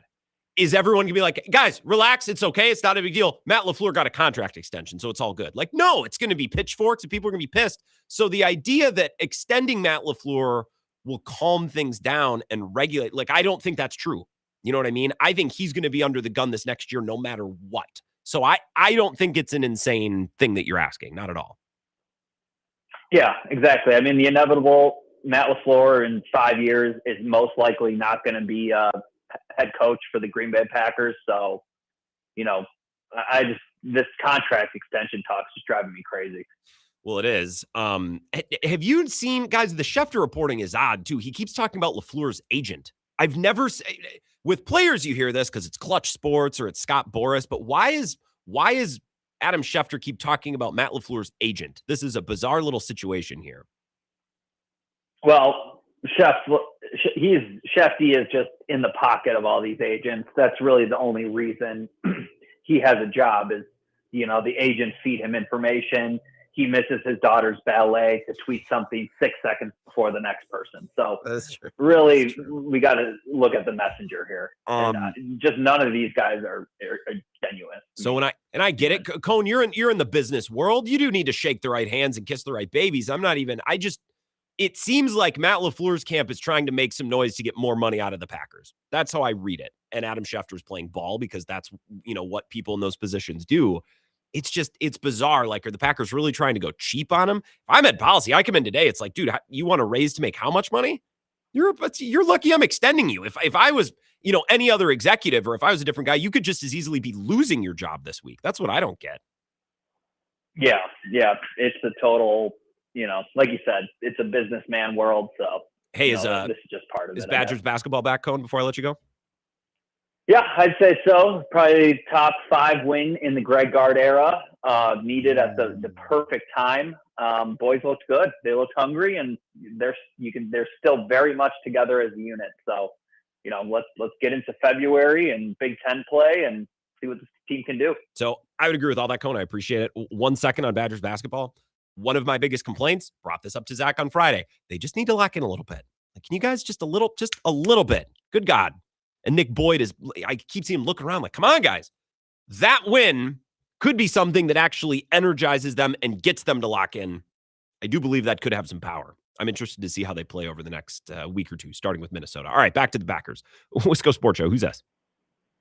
Grant, it's Anthony and Lex. What's up, man? Not much, Anthony. How about you? Just on to the next Wisconsin sports. Pitchers and catchers report in how many weeks? I think it's 34 days, I believe. I actually looked it up today. Okay. All right. Well, light at the end of the tunnel. So my buddy Keith and McFarland, shout out Keith, texted me Saturday. He's like, all right, what are we thinking for the game? I said, honestly, whatever the outcome is, I don't think I'll be surprised. Yeah. And that rang true logically, emotionally, still catching up to that.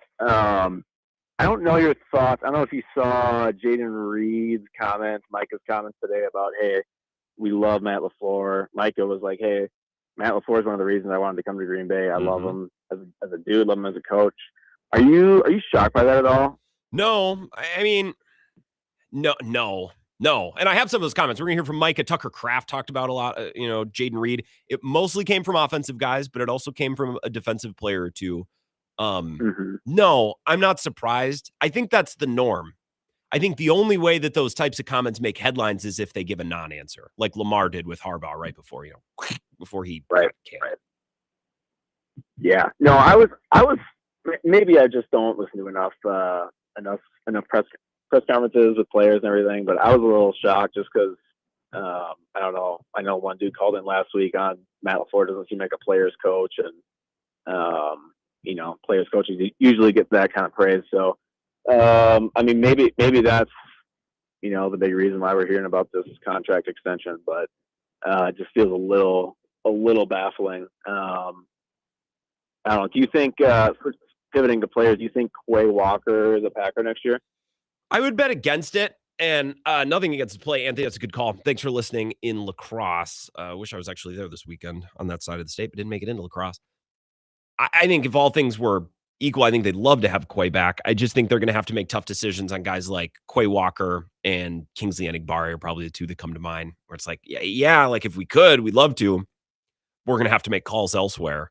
And they signaled a little bit before this year. They picked up the 5th-year option of Devontae Wyatt, but not Quay Walker. I think that tells me that they feel a little bit more confident in their ability to replace one and not the other, which makes sense. I think off-ball linebackers are probably easier to get. You can get by with a lesser inside linebacker. You can't get by with lesser players on the defensive front, pass rushers, run stuffers. So that makes sense to me. I would bet that we watched Quay Walker play his last game as a Packer, which is a bummer because he made some nice plays. I thought he played well down the stretch. I think Gary had his best game in a while, which means pretty close to nothing. Lucas Van Ness actually played really well down the stretch, to his credit. And then Edgerrin Cooper gets hurt because that's the type of season that it's been. Wisco Sports Show. Who's this? Hey, it's Justin from Eau Claire. Hey, Justin. What's up? Not much. First of all, want to say Badgers basketball better be back. Yeah. Maybe they did get some swagger after that win and that hard foul against UCLA. But moving on to Matt LaFleur, I wanted him gone Saturday, but now I look at all the other coaches out there, and I think who's going to be better. I definitely don't want Harbaugh, who sounds like he's demanding more money, and I don't really want McDaniel, Stefanski, watching how they ran their teams. So I'm kind of okay with LaFleur sticking around, but I'm not sure I love the extension. So, and this is what's tricky, and you're just breaking up a little bit, so I appreciate it. Thanks for the call, listening up on 105.1 in Eau Claire. I am not the, well, if you're going to fire one guy, who are you going to get? I'm not that guy, but I'm also looking around at who's interviewing. Like Jason Garrett's taking interviews. Davis Webb or David Webb, that one quarterback who played for the Giants that one time. Like, I don't know, man. Like, I think the Packers have probably a top 5 play caller in the sport, schemer in the sport. I can live with some of the other things. I think they need some damn veterans on this team going into next year. Like, oh, the youngest team in football. Oh, so you should be cheap and you shouldn't have a lot of injuries? Actually, no, we had a ton of injuries. Okay, get some veterans in here. Teach these children how to not freak out in the third and fourth quarter when the other team starts to play well. All right, 1 or 2 more calls here, and then we got to take a break. Let's go Sports Show. Who's that? Hey, Grant. Yes. Is this Ed? It's Ed. What's up? What's going on? What's Sorry up, about bro? that. I was just jumping in my car. Man, I got to tell you. Yeah. I had that norovirus Saturday, and I laid in bed watching that game. I felt sicker and sicker as the game went on. Good night for you. My body ache, my headache. I think I had a migraine because I wanted to scream at the TV, but it hurt too much. Listen, I think in order for the Packers to break through the ceiling, the glass ceiling, and get out of this funk of being booted every first round of the wild card, there's got to be a shakeup. And if it's not going to be LaFleur, obviously everybody knows this. It's been regurgitated all day. I've heard it in every spectrum of talk. They're going to lose their defensive coordinator. Yes. Their offensive coordinator. Who's their coordinator? Oh, it's Matt LaFleur. Not really, but he is. Yeah. He's got to change his mindset. I heard the caller Q. Now I don't know where he's coming from, what outer space planet Milwaukee he's from, but come on, man, really, Aaron Rodgers? Come on, we don't want to repeat that with Bart Starr and all that. That's a bunch of malarkey. If Bart Starr did not have the leadership skills necessary to coach a football team, I don't know that any former quarterback player could step in and do it. Exactly. Although the franchise was a leader of. Yeah, now Bart Starr was a leader of men. Yeah, he played under Lombardi. Correct. Who did Aaron Rodgers coach? Who did he derail along the way? McCarthy. McCarthy had his days, and then he almost undercut LaFleur. But they finally come to their senses. Get rid of the prima donna. I don't want a prima donna coach because I don't want a guy who acts like he's smarter than everybody on the planet. I want a guy that admits his mistakes. He's not that guy. Does Aaron Rodgers come out and say, I admit it, I did something wrong? Never heard it. I'm sorry to go on that rant. No. But it's a fine rant. We don't need to freaking Q in Milwaukee. Thank you, Ed. Appreciate you listening. Madison, been a little bit. Glad you're feeling better. We don't need to do the Aaron Rodgers thing. Jim Schwartz is taking interviews, folks. Like, this hiring cycle is not exactly plump with great candidates. And I bet there will be a coach or two that latches on and probably do a good job. But that candidate will probably be like, hey, he's doing some nice things down in Arizona, or he's doing some nice things in Tennessee, or like this Packers team needs a coach that can win them a Super Bowl. Otherwise, I don't know that it's worth making a change. And I don't even know that Harbaugh, by the way, Schefter shared that Harbaugh's got a place in the UP. I looked it up and I was DMing with someone. Well, someone DM'd me because I tweeted about it. It's actually beneath the Mackinac Bridge. So technically downstate, as the Yoopers say. So like, he's got a place in UP. It seems like we're reaching a little bit. It's like, it's not surprising. They're from the Midwest and his brother coached in Michigan. Like, it's on Lake Michigan as well. Like, yeah, I'd love to have a house there. It doesn't mean that I want to coach the Packers. I like my weekends to be free. I would never take the job. One more call here and then we got to go to break. Let's go Sports Show. Who's this? This is Louie in Eau Claire. Hey, what's up, Louie? Hey, I think about you all the time, Louie, because isn't you who suggested this team could maybe benefit from a couple more veterans? That is correct. Yeah. That is correct. That's just what they need. They kind of start falling apart when things go, not their way, and that gets blamed on LaFleur a lot, and maybe to a certain extent that's okay. But where's the Charles Woodson? Where's the Leroy Butler? Where's the Reggie White? Where's Donald the Driver? Donald Driver? none of these guys. And I guess my biggest complaint here about LaFleur, say what you want about the clock management and play calling and all that. Mm-hmm. I don't really think he took his pedal or his foot off the pedal like some people are suggesting. But that should have been the most damn motivated Matt LaFleur on Saturday night to rub it in Ben Johnson's face. Agreed. The guy has been just a total, explicit word there since the word go for no reason. You're up 21-3. You should have been there saying, guys, they came back. This is what they do.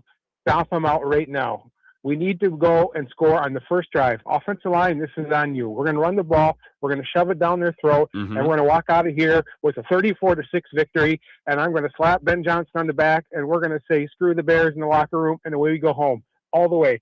The fact that wasn't so him being so eager to do that, and to be so aggressive and say we're going to take it right to him. Because after the game, if they said, Matt, why are you so aggressive? Well, have you seen the Bears? They come back from 2 scores down every fourth quarter. Correct. We wanted to take it to them. I just don't understand that lack of urgency and the not wanting to do that. That's what irritates me the most. And that's fine. I think they came out in the third quarter. I appreciate it, Louis. And Matt LaFleur talked about this. Like, they had explosive to Luke Musgrave, which is whatever, Luke Musgrave. I think they had some plays that were ready to go and some plays that they were set to push the ball down the field because they can't run the ball. Like, don't waste your time. That didn't stop them in their second to last drive. It's like, I bet 1st and 10, let's hand it to Josh Jacobs, sees what happens. Yeah, it'll be 2nd and 9. Oh, but the Bears took a timeout. Yeah, there's 4 minutes left. It doesn't matter, Matt, but sure. I think they had lots of those plays schemed up, and Matt LaFleur talked about it in his presser yesterday, and Rasheed Walker couldn't block because Rasheed Walker does what Rasheed Walker does in big games, which is play like ass. You know what I mean? And then their center gets hurt. And Sean Ryan, by the way, interesting. I'm just presenting the facts here. I don't have an opinion on this matter. Tom Silverstein shared on Twitter earlier today that Sean Ryan has a bone bruise, no structural damage. And Packers fans were quick to point out in Tom's mentions that maybe Sean Ryan could have got up and got off the field if it was just a bone bruise instead of letting his team take a 10-second runoff. Although they used words that started with B and P. Again, I'm not saying I echo these sentiments. I'm sure he was in pain. I'm just saying what Packers fans were saying. I'll get back on the other side of this break. I want to talk about Rasheed Walker, Matthew Golden, a couple of other Packers things, and I will continue to take your phone calls and pick through some of your texts as well. 608-321-1670. And oh yeah, the Monday mailbag at 5:50. So submit your emails, your questions. All things are on the table. GrantBills21, gmail.com. This is the Wisco Sports Show with Grant Bills on the Wisconsin Sports Zone Radio Network.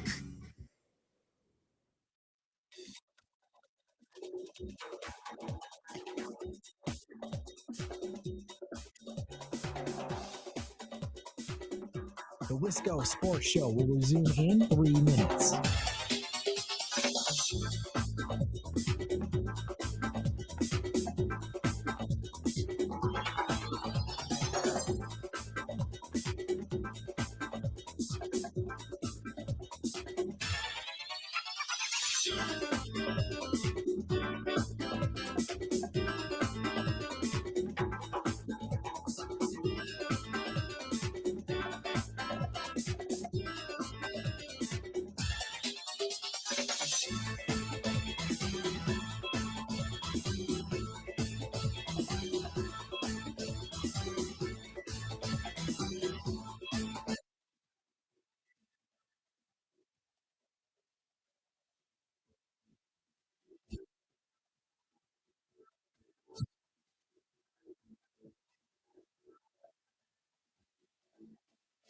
The Wisco Sports Show will resume in 2 minutes.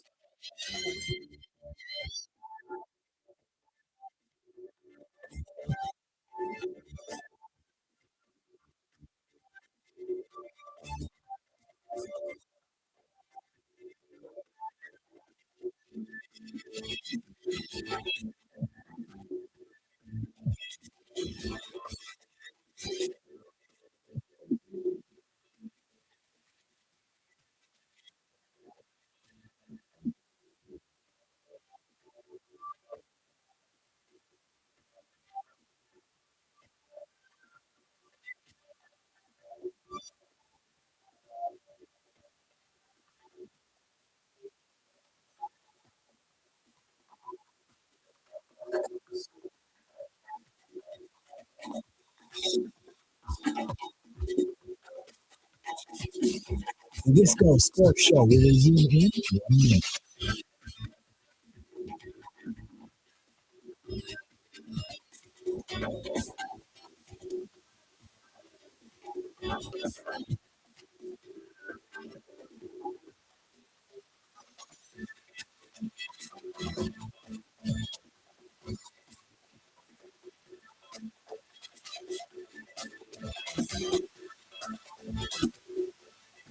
The Wisco Sports Show will resume in 30 seconds.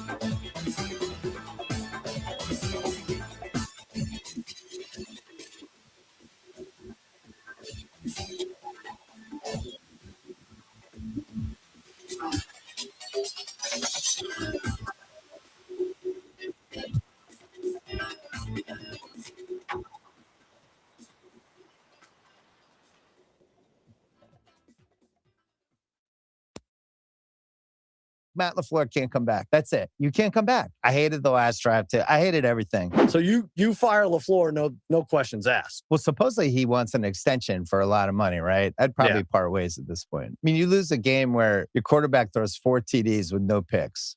Yeah. On the road, and you lose. You lose a game where you're up 18 heading in the second half and 11 heading into the last 12 minutes of the game. You have the ball with 3 minutes left. You're an offensive coach. Yeah, it was all bad. That last couple drives were bad for sure for him. But I kind of think you hold on to these guys. Like at some point, it's like, all right, have you seen some of these guys going for interviews for some of these teams? It might be one of those where you wait 3 days, you calm down, you take a deep breath, and you're like, hey, we had a lot of stuff go wrong this year. We lost Tucker Kraft. We lost our center. We lost Parsons. We don't have a pick now. Maybe we wait 1 more year. But LaFleur in the playoffs has just been bad. Wisco Sports Show, a little bit from Bill Simmons. I don't know that Matt LaFleur on balance has been bad in the playoffs. I think the Niners lost a couple of years ago. Like Jordan Love couldn't connect with some wide receivers in the third and fourth quarter, and they had opportunities. Now, I don't know about the Eagles game last year. I don't know what to do with that. I thought Jordan Love played poorly. This game, it's pretty hard. Like, if you really wanted to be anti-Matt LaFleur, I think he deserves some of this. I don't know how much he deserves. You look at this game and say, your quarterback threw for 350 and 4 touchdowns, no turnovers. You forced multiple stops in the red zone and stopped multiple fourth downs on defense. You're up 21-3 on the road, and your team recovered 3 fumbles. The Kennard fumble, the fumble in the end zone, Romeo Doubs, and then the Jacobs fumble on the kickoff return. It's some good fortune there.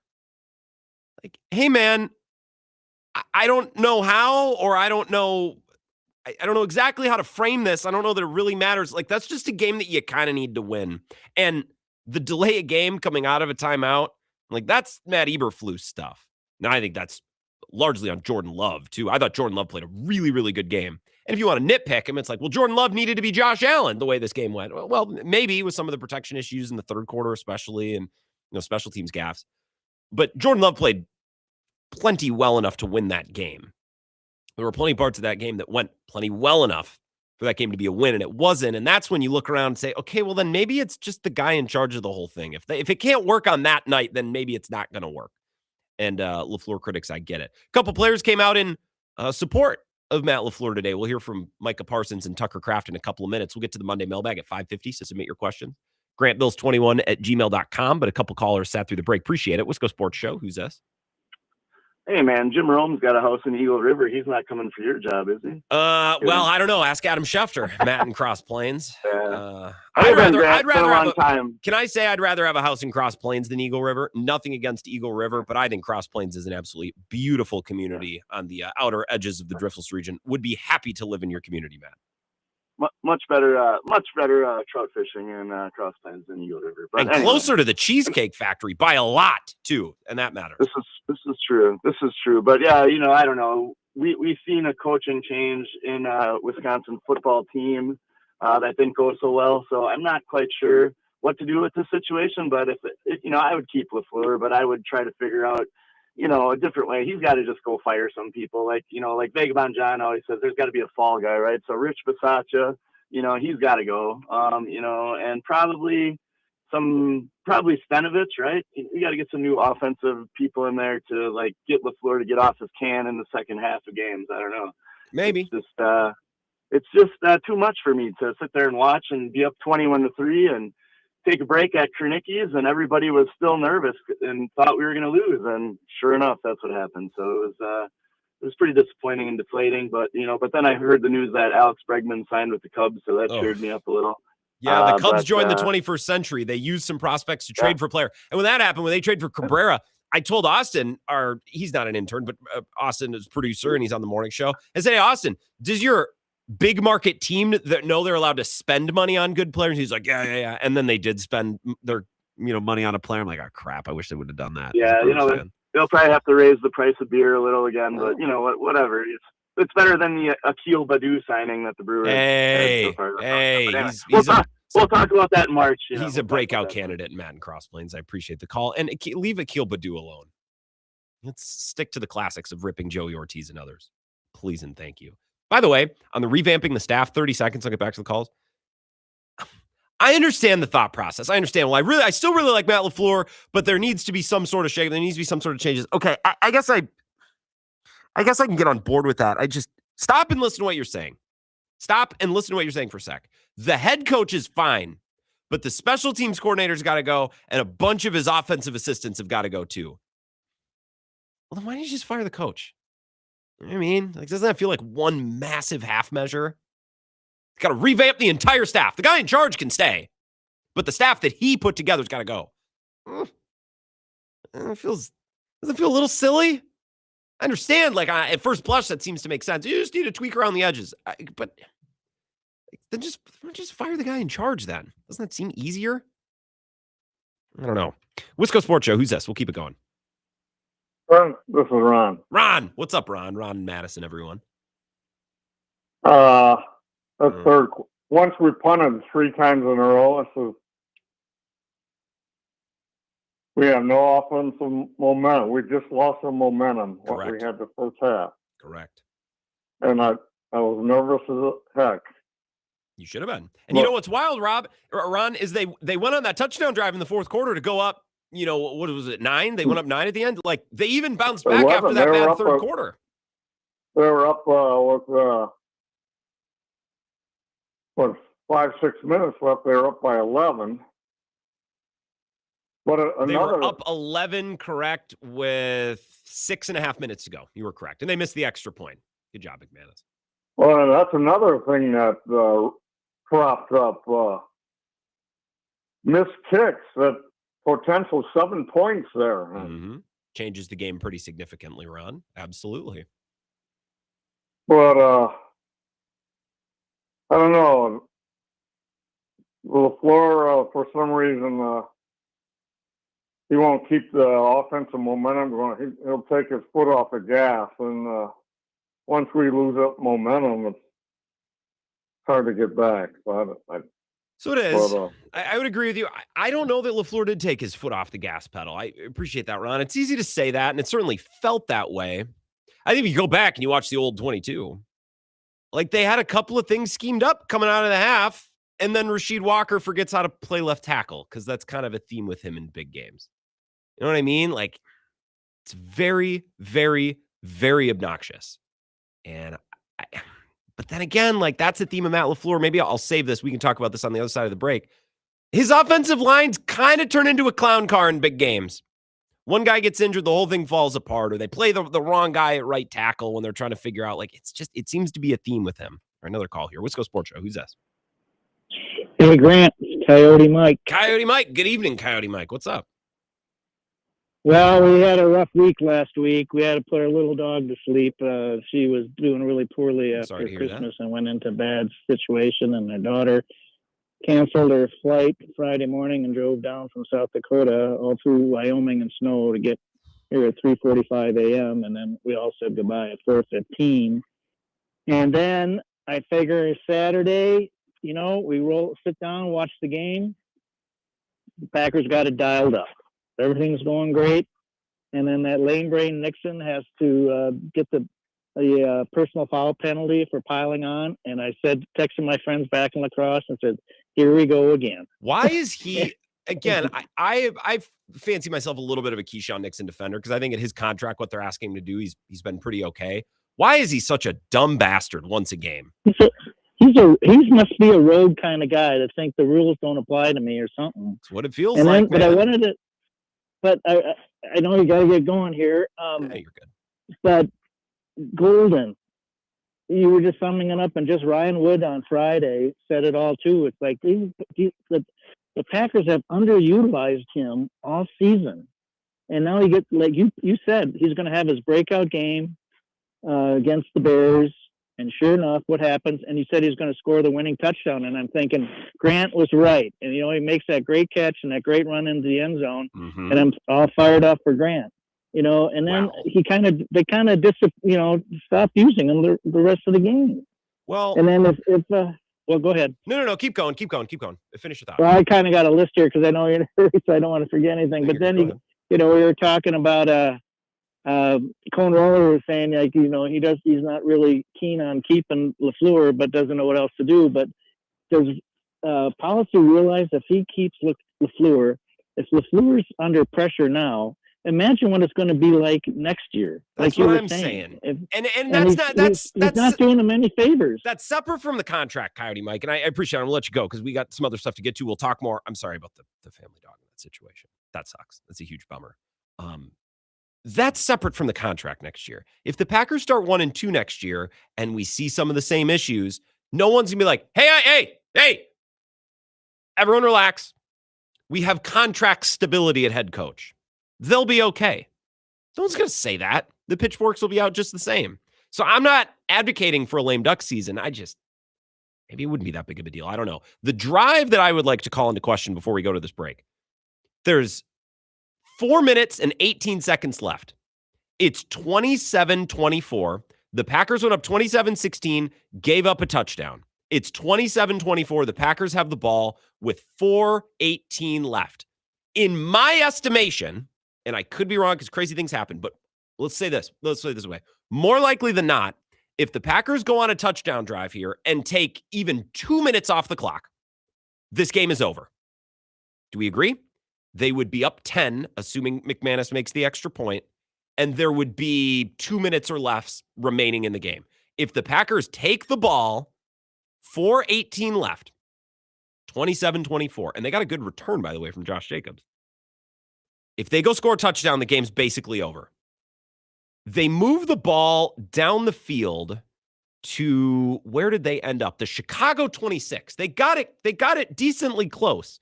And they took a little bit over, a minute and a half off the clock. What I don't understand is littering this drive, 0-yard runs to Josh Jacobs, because it was so evident that Matt LaFleur wanted to take time off the clock and make Chicago use their timeouts. Forget about the clock, Matt. Forget about the clock. Forget about the timeouts. You score a touchdown, it's over. And if you don't score a touchdown, breaking news, Chicago's going to have time. They're hitting explosives. They're going to have time. Just go score. Bill said on Friday, he said something along the lines of, and I chuckled back here in Stern, I'm like, that's kind of a bar from Bill. I don't remember exactly what he said, but he said something along the lines of, stop acting like the clock is your friend and start acting like the Bears are your enemy. Play that way. And I thought that drive was just they were playing for a field goal, which is ridiculous because a field goal puts you up 6. It was ridiculous because your kicker wasn't kicking well, but it was also ridiculous because you go up 6. Being up 6 and being up 3 might as well be the same thing because Chicago's going to go for it. They're going to use all 4 downs, which makes it harder to get off the field. I would have considered if it wasn't 4th and 15 because your dumbass left tackle keeps jumping off sides and Jordan Love's taking delay of games out of a timeout. If it was 4th and 4, I almost would have thought about going for it because, again, a touchdown wins the game. A field goal doesn't really help you all that much. And they got neither. They found a way to get neither. They didn't get either one. And on 1st and 10, they were so obsessed with handing the ball to Jacobs because they thought, you know what, we're going to get the Bears to take their timeout. Brother in Christ, you gave the ball back to the Bears with 3 minutes left. In fact, you gave the ball to the Bears with so much time left. When you gave up the score, there was 1:43 remaining when you got the ball back. How crazy is that? So stop obsessing over the clock. Just go score a touchdown. Go score a touchdown, which, by the way, is what they did on the previous drive. So it's not like they were completely, lacking momentum. They had just scored. It's just disappointing. It was really disappointing and kind of reminiscent of how they handled, I don't know, a half dozen other situations this season. Woefully late for a break. Speaking of Bill, one more time, the Monday Mailbag in 10 minutes. Wisco Sports Show. We'll be back in just a couple minutes. Email me, grantbills21, gmail.com. This is the Wisco Sports Show with Grant Bills on the Wisconsin Sports Zone Radio Network. 4 years. That's enough time to earn a college degree, to serve a full term as a president, to train for something big and become someone new. You bet, and get 0% interest for 4 years at Pella Windows and Doors of Wisconsin, so you can invest in your home and in life's biggest moments. With exclusive features and customizations, Pella offers the highest quality products at a price you can afford. Aim high when setting your New Year's resolution and imagine what you can do in 4 years when you finance your home project with Pella. Visit PellaWI.com today.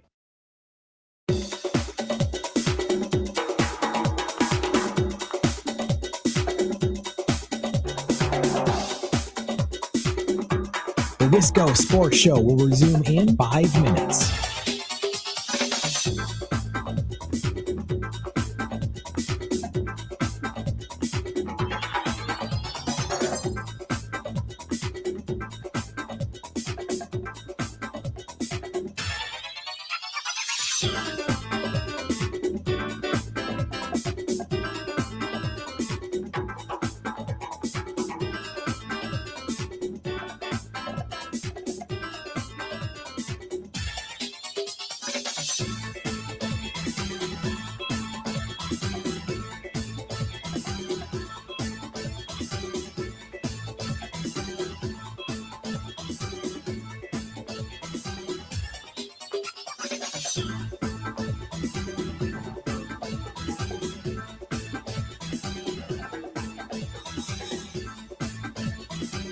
The Wisco Sports Show will resume in 4 minutes.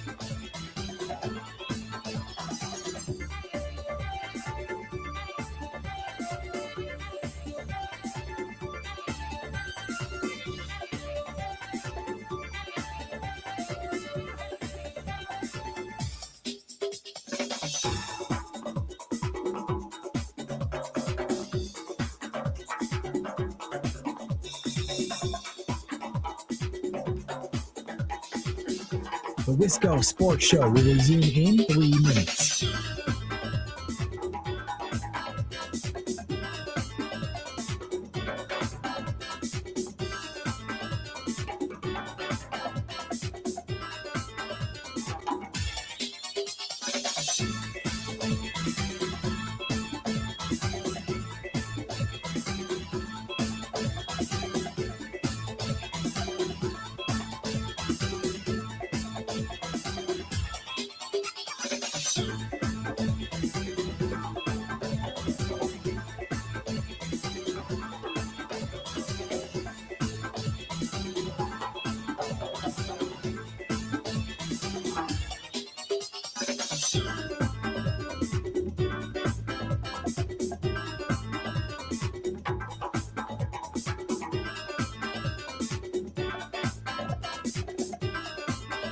The Wisco Sports Show will resume in 2 minutes.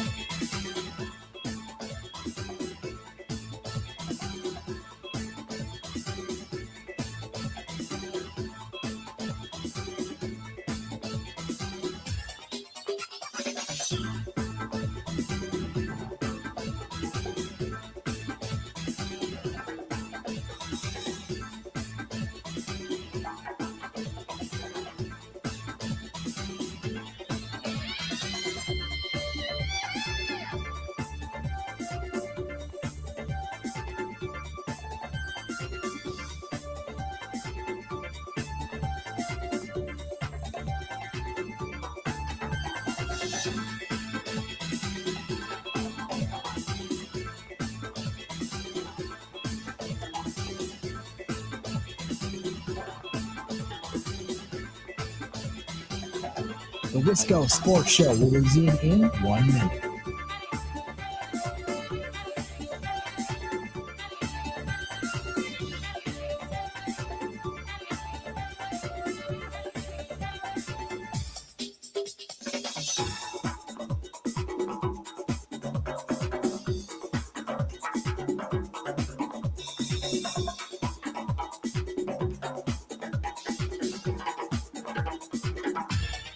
The Wisco Sports Show will resume in 30 seconds.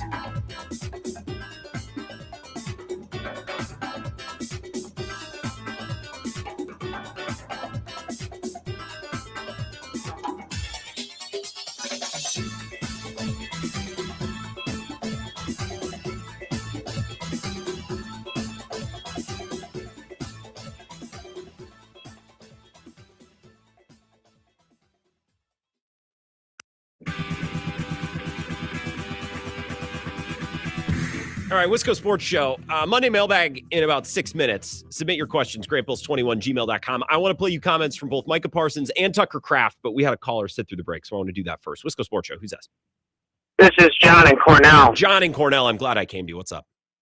Hey, I'm calling. I think the game was kind of a train wreck. I guess the couple quick points I wanted to make was, Matt LaFleur'd just flat out got out-coached. I mean, as sad as it is to say, he's very talented, but if you're up 21-3 and you can't finish out the game and close it out in some way, shape, or form, and you get flat out outscored, it's ugly. I mean, that was one of the stats in the game was it was one of the biggest comebacks in Bears history for playoffs on the road. I mean, I don't know. I think you could arguably say that from the Bears game in the season in Week 16, and after this playoff loss being flat out coached, I don't know how much he has much to stand on. But at the same time, the second point I would make is if you fire him, who are you going to replace him with? Kevin Stefanski, sort of feels like the options aren't great right now. And I hate to admit that that's a factor, but I think it might be a factor. I mean, but then, and I heard the same thing on a different show, well, Kevin Stefanski, but he was coaching the Browns, and the Browns are kind of a train wreck, probably not all his fault, but, is a shakeup going to fix it? I don't know. Well, when you put it like that, glad we had some clarity. John and Corny, thank you for listening up there, John. Thanks for sitting through the break. All right, God bless. God bless, John. I think I agree on all fronts there. I just think I agree on all fronts. I can't get over this drive. The 4-minute drive. You go 34-yard pass, Dobbs. Of course, he goes out of bounds because that's the way the game was going. 0-yard run. Good first down play. 12-yard pass. 0-yard run. So I don't get, why do we got to do the Josh Jacobs? Why are we doing this? By the way, the 2nd and 10 play was a boundary shot to Luke Musgrave. Say those words out loud. Jump ball play to Luke Musgrave with season on the line. Did you hear those words? Does that sound as insane coming out of my mouth as it feels coming out of my mouth? Again, probably a better way to word that. Here's Tucker Kraft on whether or not Matt LaFleur should return. Well, I don't think there's anyone else how complex of an offense that we run. Well, first I'll start off with Matt. Matt's been nothing but generous to me, my wife, and my family since we've been here. I mean, constant communication with me ever since I was a rookie. He's just trying to get the best out of each and every one of his players. And he comes in with the right mentality every single day to coach us up to be the best version of ourselves for the best legacy team in the NFL. I don't think there's another coach that could come in and do it as well as he does it, especially with the complexities that are in this offense. When you get players that get into year 3 in this offensive tree, the offensive knowledge that we had retained year after year, it's only getting better here. I think Matt's an outstanding head coach. There's no doubt in my mind that he'll remain here as a Packer. I think a lot of that talk is pretty silly, but yeah. Micah Parsons, leader on defense. Does this do anything for you, Packers fans? Yeah, I believe so. I've had my fair share of coaches and people around this league that I've been around, and Matt's one of the best guys and people. As a person, I've been around since I've been in this league. I reached out to him when I started seeing this, and I said, man, when I agreed to come here, you were part of the reason why I came here. I want you a part of this, and, I love you, and, I think you're a great coach, and, he appreciated those words, and we had a brief conversation. But Matt I think he's a great guy, and I just think he cares so much. He cares so much about the players. I don't think people realize that. Like, and you could get spoiled with good coaching and good people, and you don't realize until they're gone. And I don't want to be at that point where we realize, like, damn, we let such a great coach go. Because at one point, you know, the players got to, like, you know what I mean? Like, you talk about do your job, right? You talk about coach. I mean, the team put up, how many points they scored? 27 points. A playoff game, I always told you, if my team puts up 21 points, we should win that game. Put up 27 points and we missed 6-7 on special teams. You know, that's a 34 points. And you're talking about you want to get rid of a coach. At one point, players have to have accountability. And that's something that, you know, I'm challenging us. And as players that we need to take. We need to have accountability. How do we let that game go? You know, like coaching can only do so much. It's about timeouts and X's and O's, great. But sometimes it's about playing football at the same time. I would agree with all of that. My question is the football of it all. Like, is he the guy who can get these players to execute when they need to execute? I think that has been somewhat of a question this season, as evidenced by their 9 wins, the same win total as the J.J. McCarthy, Carson Wentz, and Max Brosmer-led Minnesota Vikings. For reference, the Monday Mailbag. Your questions. We'll wrap up the show next. This is the Wisco Sports Show with Grant Bills on the Wisconsin Sports Zone Radio Network.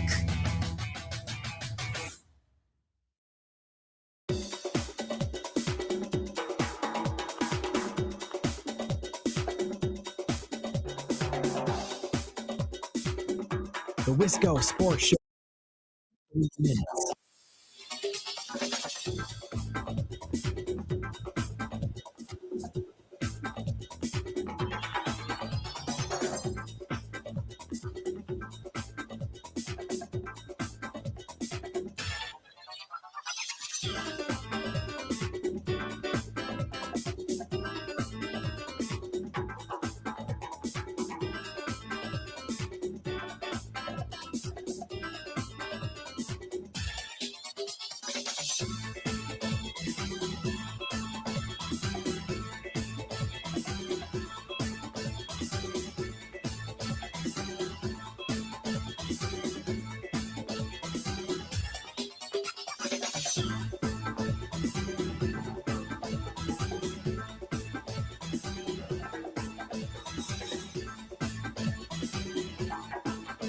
The Wisco Sports Show will resume in 2 minutes.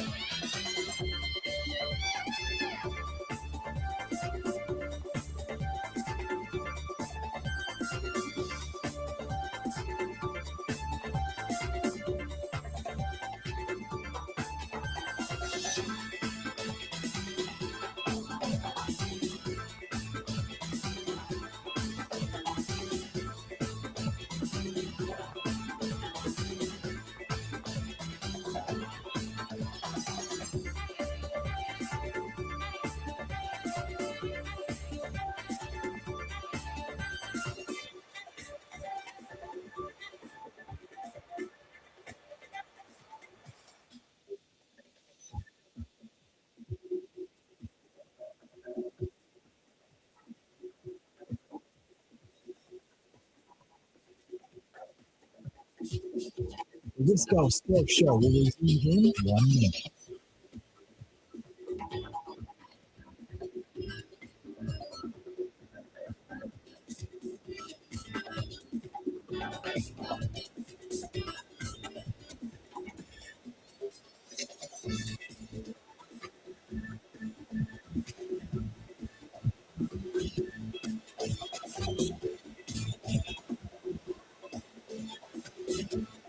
The Wisco Sports Show will resume in 30 seconds.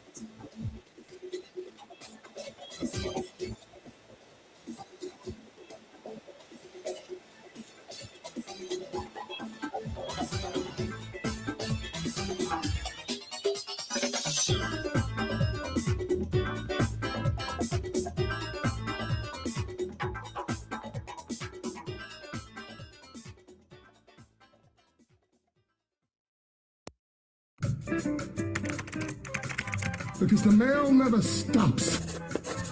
Charles, we'll be writing to you. She's got mail. That's the name of the movie. That's it, honey. There's never a let up. It's relentless. Every day it piles up more and more and more. And you got to get it up. And the more you get out, the more it keeps coming in. The Monday Mailbag, your questions for consideration.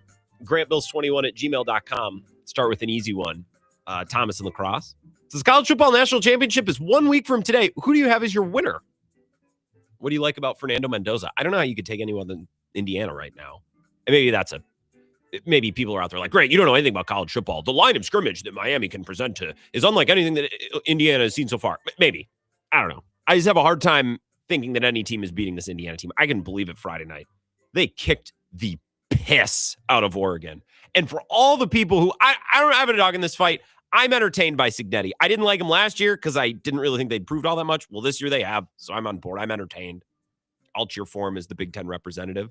But everyone on Twitter's like, well, Indiana's got a bunch of 25-year-olds. Of course they're beating up on these teams. Oh, I'm supposed to feel bad for Oregon, who's got the backing of Phil Knight and an unlimited checkbook and all these 4 or 5-star recruits. Oh, no. Won't someone think of Phil Knight and the 4 or 5-star recruits in Oregon? Oh, no. Screw him. Okay. So Kurt Cignetti got some older players. Good for him. Indiana.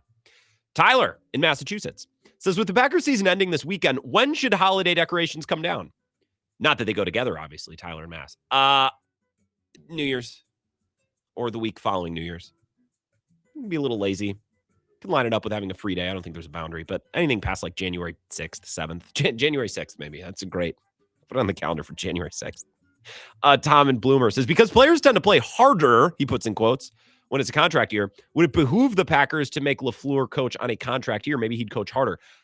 I don't think that's possible. I don't think that exists. I don't think there's such a thing as coaching harder. So I would love to think so, Tom. I don't think it's possible. Coyote Mike says, Grant, have you read any of the Packer Way yet? Perfect time to look through and understand how Ron Wolf might be managing the Packers situation. It's in the queue. I have to finish Harry Potter and the Sorcerer's Stone. It's my fantasy punishment from last year. Don't get me started on fantasy punishments, whatever. I am nearing the end, though. And once that is done, then yes, I will get to it. But I've not started it yet. I appreciate the gift. Again, Coyote Mike. Tyler says, my friend Casey, who I've squabbled with on Twitter in the past, or I've squabbled with, it doesn't narrow it down much, wanted to switch to be a Bills fan after the Bears started 0-2. She will now not stop the harassment after the Bears won Saturday. Should her Bills fan card be revoked? Well, yeah, because she's not a Bills fan. Also worried that if hell freezes over and the Bills and Bears meet in the Super Bowl, she will have a fandom crisis. Tyler, this sounds like something she's got to figure out, man. No, she can't have her Bills fandom revoked. It sounded like she was like, I might switch to be a Bills fan. She can't, I don't know. She's a Bears fan. So her team can embrace them. But no, she doesn't get to be a Bills fan. We can all have, there's a difference between being a fan and like, hey, if my team's not in it, I think I'll pull for them. We all have those teams. That's fine. That's different. Coyote Mike, any thoughts on Steelers-Texans tonight? I've hated the Steelers since the 70s, but I'm pulling for Aaron Clemhead. I think I'm also pulling for the Steelers, although the Texans are badass, and I think they're a legit live dog in the AFC. Here's what I'll say about tonight's game. I won't give you any thoughts on the teams. I'll give you a thought on the existence of tonight's game. I love that there's a Monday night game wildcard weekend. I think it's great. I'm happy there's a game on tonight. And if the difference is we're going to do a noon game on Saturday or we're going to put 2 games at once, like, no, I'm glad that we have a standalone game on Monday night. And I know it disadvantages one team slightly for next weekend. They also get a little bit more rest before. So, like, I don't think it's a big deal. I'm glad there's a Monday night game tonight. I'm excited. I'm happy. And actually, I have to go to the gym after work because I didn't have time to go this morning. I'm going to be in Ebo's Kingdom tonight, Princeton Club East, which I never go to unless I just want to like sit in the hot tub or something. I never actually go work out there. So I'm going to throw some weight around. I'm going to show the East Side what a real man looks like. And the West Side is just, I can't believe how many people work out there at night. It's insane. Morning's actually pretty quiet, but you go there at 6 p.m. Oh, my God. All right, so that's my thoughts on Monday Night Football. Excited. Happy there's a game tonight. I know it's a scheduling pain in the butt for 2 teams, but I'm glad it exists. I will talk to you tomorrow. Mike Clemens will be here to wrap up